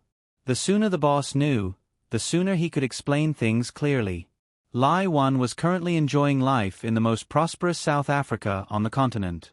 As long as one was rich, one could enjoy life anywhere. And on this barren continent, there were really rich people. For example, there was a super rich man in South Africa who spent more than £10 million to build a super big mansion. It was even more magnificent than their president's official residence. It could be said that it was the largest residence on the continent. The super mansion was located at the border between Johannesburg and Pretoria. It occupied an area of more than 800 hectares. If this was placed in some cities in Hwasia, it would be hard to say if such a piece of land would cost more than £10 million, right? The huge underground parking lot of this mansion could park dozens of cars, which was more than the parking lot of the big supermarkets in the small cities of Hwasia. The mansion had more than a dozen luxurious bedrooms, suites, a large swimming pool, a wine cellar, and so on. It was surrounded by a towering wall. Above the wall, there were pipes that led the water to the outside of the wall. The water fell like a waterfall, forming a sparkling lake. What kind of concept was that? It was like a castle in a dream. Lai Wan and this rich man were friends. Tonight, the rich man held a party. Of course, Lai Wan was invited. A group of rich people enjoyed a luxurious life in a mansion filled with beautiful women. In this place, the gap between the rich and the poor was really big. In this place, the difference between the rich and the poor was really heaven and hell. Lai Wan and these rich people had gathered almost all the beautiful women of more than 2,000 races in the world to serve them. Such a life was naturally heaven. And in hell were those poor children who were trafficked. First they were sold, then they were kidnapped. Along the way, they were casually shot to death due to diseases and other reasons. That kind of life was worlds apart from a rich person's dog. The owner of this mansion raised 9 Bengal tigers. Just one tiger ate more than 10 kilograms of meat every day.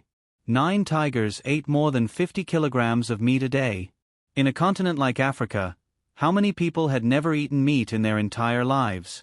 The difference in life was really too big. It was so big that it was hard to believe. Lai Wan was drunk when he picked up Wang Wen's call. Wang Wen didn't panic. He explained word by word, "Boss, there was an accident tonight. Our people were robbed by the Japanese." Although Lai Wen's heart was fluctuating, he was very calm. "You and Su Yun are both here. How could they be robbed?" To be honest, Lai Wen couldn't figure it out. It didn't make sense. "Boss, the problem is that Su Yun and I weren't there when the accident happened." Wang Wen sighed helplessly. Lai Wen was stunned. "What did you say? You weren't there. Then what did you do? Didn't I ask you to bring him to do this business?" "I brought him to do this transaction, but he couldn't accept it," Wang Wen said, "and he wanted to let go of the people who bought it. But I refused. I asked someone to take the goods away first. I stayed behind to persuade him." Lai Wen frowned. But he was very difficult to persuade. In the end, he still didn't agree to do this. Wang Wen said, "It was during the time I stayed to persuade him that something happened." Lai Wen shook his head helplessly. This was really something he couldn't control. "There's one more thing," Wang Wen continued. "After the accident, Su Yun and I rushed to the scene, but he didn't listen to me. Now, he chased after them. He insisted on chasing after those Japanese. I couldn't stop him at all. I am worried about him." "You didn't stop him?" Lai Wan was unhappy. He was no longer in the mood to listen. "I got it. Boss, then Wang Wen was in a difficult position. Lai Wan ignored him and directly hung up the phone. Wang Wen didn't know what his boss was thinking. Did he want him to help or did he want him to leave it alone? But no matter what, Su Yun had almost no chance of survival. "Brother Wan, The injured subordinate saw Wang Wen hang up the phone and asked. Wang Wen glared fiercely at his subordinate. "It's all because of you, bunch of trash. You can't even do this. Tell me, what else can you do? Trash. A bunch of trash. Where are my car keys?" Wang Wen said angrily. The subordinate immediately handed over his car keys. Wang Wen didn't know what his boss meant in the end. He could only chase in front to take a look. If Su Yun was really crippled, then he couldn't do anything. If there was still a chance to stop Su Yun, then he would stop him. No matter what, his boss admired that guy. "You two, clean up this place for me. Find someone to tow away the car with the flat tire. Also, deal with these people. Do you understand?" Wang Wen was furious. After saying that, Wang Wen quickly drove away from the scene. Fortunately, his car wasn't hit. At this time, Su Yun had already been chasing for more than 10 minutes. Because the Japanese had boxes to transport the traffic people, their speed wasn't very fast. Those cars could only drive at a maximum of 100 kilometers per hour. and Soo-yun's foot was almost at the bottom. Driving at 200 kilometers per hour wasn't a problem at all. There was only one road ahead. Soo-yun wasn't worried that he would find the wrong place. Wang-wen was the same. He used his fastest speed to chase and didn't dare to relax. Even if he found Soo-yun's body today, he would drag him back. Otherwise, Boss Lai would definitely think that he deliberately arranged this. By then, he wouldn't be able to explain himself. Thinking of this, Wang Wen's brain was about to explode. Why did he get involved in such a disgusting thing? He couldn't accept it.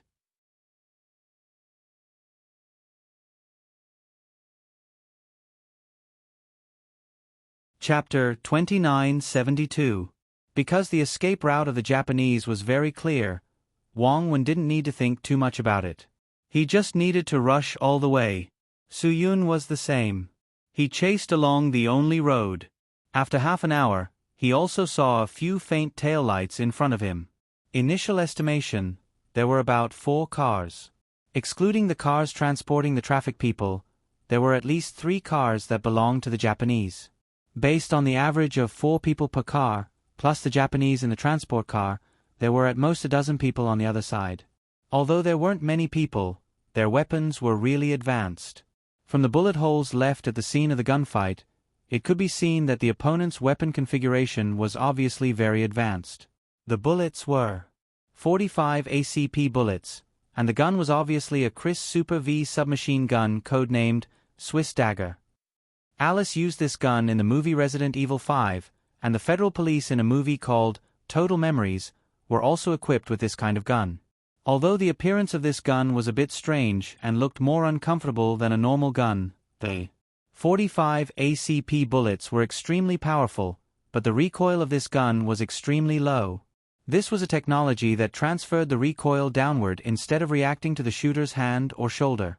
This unique design principle not only greatly reduced the recoil, but also made the muzzle not jump up when fully automatic shooting. Even those who had never used a real gun and had only played shooting games knew that the recoil of the gun would directly affect the accuracy of the shot. Therefore, the lower the recoil of a gun, the more comfortable it was to use. Moreover, the weight of the Swiss Dagger was more than 50% lighter than the same type of submachine gun. This was definitely a very important point in a war. Its parts, including the moving parts, had been minimized. Because the unique design principle of this submachine gun was invented by the Swiss, it was called Swiss Dagger. But in the end, it was the TDI company in Washington that perfected the design and production of this gun in the United States, as well as the final sales. Obviously, these Japanese came from a powerful background to be able to afford this kind of advanced weapon. Even the U.S. Marine Corps had participated in the test firing of the gun. Soo-yun had been thinking about this problem along the way. He had tried out the Swiss Dagger before, and it was probably because the axis of the gun barrel was lower than the extension line of the forearm and the center of the fist. Using this kind of ergonomic design, it reduced the impact of the muzzle rebounding and counteracting the recoil during fully automatic shooting. This designer wasn't a simple person either. Because Soo-yun had played with this type of submachine gun before, he knew the power of this gun very well. However, at the same time, he also knew the flaws of this gun. Because it could only fire automatically, and the rate of fire was very fast, at a rate of 25 shots per second, it consumed a lot of ammunition. This also explained why there were so many bullet holes in the car during the short gunfight. These Japanese bastards were really extravagant. They had so much money to waste on bullets. They really thought that they were the male actors in the movies. The flaw of this gun was that its magazine was modified from the M1911A1 pistols magazine. 7 bullets were used up in the blink of an eye. Even the designer understood that this rate of fire was too fast for a submachine gun, so they planned to reduce the rate of fire to about 14 shots per second, and also designed a 30-round magazine. However, the bullets were still used up in an instant. A small gun that only weighed 1.5 kilograms could fire a 45 ACP bullet at such a high rate of fire. If Soo-yun had not played with this gun before, he would have thought that it was very difficult to control. However, this gun was very easy to shoot. At least, Su-yun felt that the recoil of this gun was even lower than the 1911 pistol. Obviously, the shooting accuracy of this gun was something that Su-yun had to worry about. After all, there were about 10 people on the other side, and this gun was really a little tricky. However, using this gun also betrayed the identity of the other party. These Japanese were obviously not frontline combatants. This gun was suitable for indoor close-range self-defense. Su-yun's headlights had obviously been noticed by the Japanese in the cars. There's someone behind. The Japanese with a small mustache seemed to be the leader of these people. Could it be that those Hua Xia people have caught up so quickly? Another person said worriedly. The Japanese baldy who was driving sneered. What's the use of catching up? A group of East Asian sick men are no match for us, let alone this car. As long as they dare to come, we dare to let them go without returning. That's right. The mustache nodded arrogantly.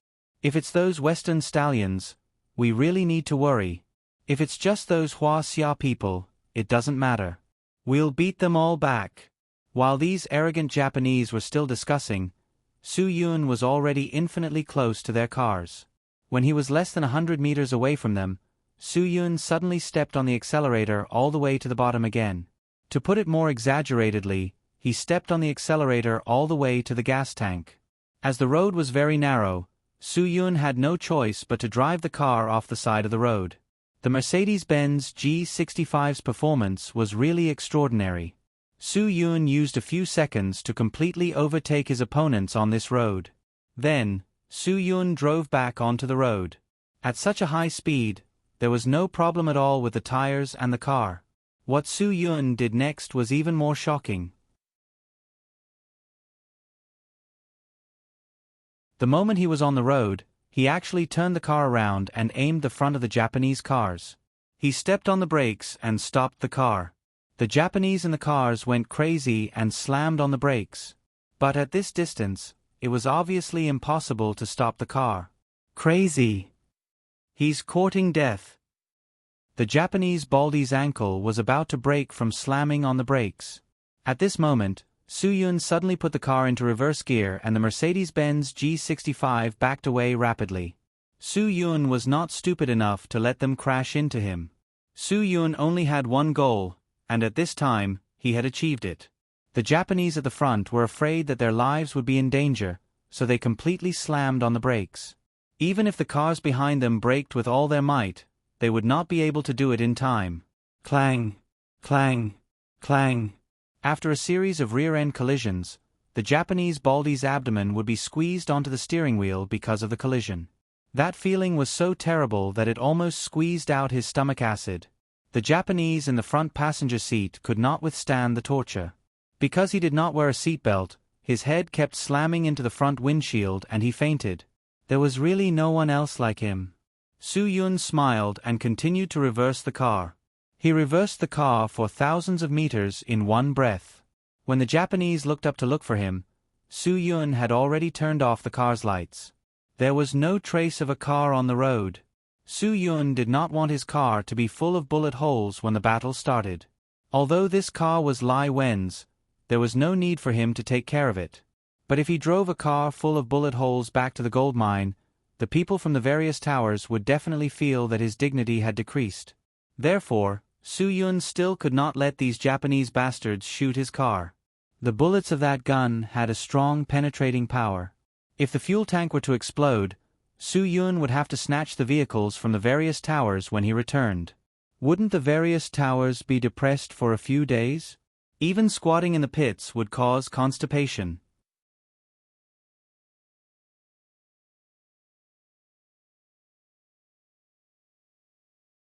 Chapter 2973. After Su-yun stopped the car, he jumped down immediately.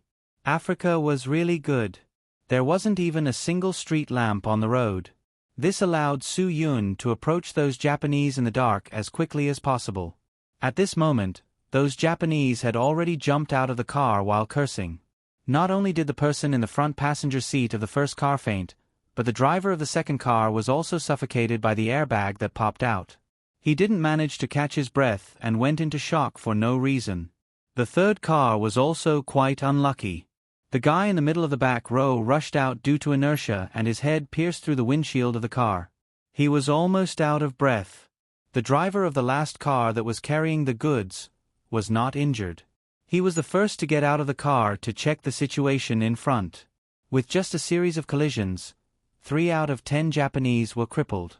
The remaining 7 also got out of the car. 2 of them were injured. 1 of them had a broken arm, and the other was crippled. All of them had lost their ability to fight. A car accident was fiercer than a tiger. The injury rate at this scene alone was as high as 50%. The Japanese guy was furious. He pointed to the front and cursed, "Damn it! Damn it! You'd better not let me catch you. If I catch you, I'll definitely tear you into pieces."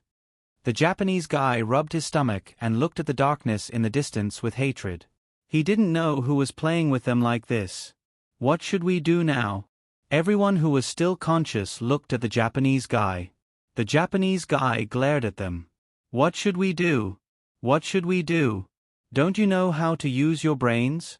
Why do you have to ask me about everything? That's right. Don't ask about everything. Think about it yourself. What's the use of a brain? The little baldy from Japan also clamored. One look and one could tell that he was a bootlicker. You too. Think of a way. The Japanese guy was in a bad mood, so he wasn't in the mood to listen to the Japanese guy's flattery. The Japanese guy was also unhappy that he was scolded. He looked at the scene of the accident angrily. Who knew what they could think of in the middle of the night? The back of the first car was crippled, and the rear bearing was also broken. The engine of the second car was destroyed, and white smoke was coming out of it. The third car was even worse. It was the one that suffered the most damage. Basically, it was completely scrapped. Other than the car that was carrying the goods, that could still move, the other cars were all damaged. We can only leave as soon as possible. The Japanese baldy said, after all, those Hua-Xia people might still catch up. Hua-Xia might not even know that something has happened to him. The Japanese man sneered. Someone next to him said, maybe the person who got into trouble has already been notified. What kind of notice? Aren't they all dead? The Japanese man glared. That person said cautiously, it seems like there are still 2 survivors. Bastard. The Japanese little baldy started to use his bootlicking skills again. He slapped him and said, didn't you say that you wouldn't leave anyone alive? What are you all doing? The Japanese man with the mustache raised his hand and slapped the Japanese baldy. What are you doing? They don't know the rules, and you don't know either. Why did I ask you to come here? Bastard. You don't even know that there are survivors. The Japanese little baldy was beaten until he couldn't say a word. He didn't want to waste his bullets, so he didn't shoot anyone alive. You're really a piece of trash that can't do anything well. I really misjudged you. Why would I help an idiot like you? The Japanese man said angrily, then we can only leave as soon as possible. You piece of trash, go sit with those black people in the car. The Japanese little baldy shook his head in fear. I can't sit with those people. If I sit with them, what if they go crazy? You know fear too. Bastard. The Japanese man slapped him again. The little baldy was beaten until he didn't have any temper at all. I'm really impressed by you all. Just as the Japanese were still arguing, Su-Yun had already sneaked to the back of the truck. He gently opened the door of the truck. As the Japanese were arguing, they didn't hear anything. There were 30 people in the truck. In the darkness, Su-Yun could only see their frightened eyes. These poor children. Su-Yun couldn't help but feel a pang of pain in his heart. However, there was a limit to what he could do to help them. He had no other way to help them. Sure. Su-Yun made a gesture to stop talking. This might be a universal gesture. He knew that the people around Guinea spoke French, so he said softly in French, I'm here to save you. Don't make a sound. Do as I say. The other party has guns. If you want to live, all of you have to listen to my orders. Perhaps it was his natural leadership aura that made Su-yun's words sound very convincing. Su-yun saw that a few of the children had already nodded at him. Humans were like that. Once one started, the others would join in. Okay, listen to me. I promise that you will leave safely. But in the future, it's up to you. Don't get caught again. Su-yun continued to lower his voice. If someone tries to catch you again, resist. Even if you have to kill them, they won't treat your life as their own. So, even if you die, you have to resist. You have to die together with them. These words were actually quite ruthless. However, in this place, Su-yun could only use this wrong method to teach them. Because there was no law, if they wanted to live, they had to resist. They had to be ruthless. From now on, don't speak. Go one by one. Be careful. Don't make a sound. Su-yun said. Don't panic. Otherwise, you will harm everyone. While the Japanese were still discussing how to solve the problem of leaving, the poor children in the truck had already left with Su-yun's help. Every time someone left, they would quickly disappear into the darkness. Su-yun would tell everyone to take the small paths and not the main roads. They would walk in places where cars couldn't pass. Su-yun would also split them into groups. He would let a few of them go in one direction and not let everyone go in the same direction. This way, even if someone chased after them, they wouldn't all be caught. Really, Su-yun felt that he had never considered everything so thoroughly. He knew that everything he did might be meaningless in the end, but he still did it because he couldn't accept that he didn't do it. Even if it was meaningless, he had to do it. This was Su-yun. He followed his heart when doing things. He only wanted to have a clear conscience. In just a few minutes, Su-yun had already let everyone go. He quietly closed the door of the truck and slipped to a spot not far from the Japanese in the dark. The Japanese were still discussing. There's nothing we can do now. We can only let the few of you sit in the truck. There are children inside. They can't hurt you at all, the bearded Japanese said. Moreover, you have guns. The Japanese baldy said, if they go crazy, can I kill them? Of course not. The bearded Japanese scolded. This is all money. There's no point in you killing them. Then we're still in danger. You trash. You can scare them by removing the magazine and firing empty shots. These children are very ignorant. Do you understand? The bearded Japanese said, now, go and do it immediately. Carry the injured up. We have to leave immediately. We can't waste a minute. You're tuning in to the Narrate and Escape YouTube channel. Don't forget to subscribe and join us on this journey to catch the most captivating stories.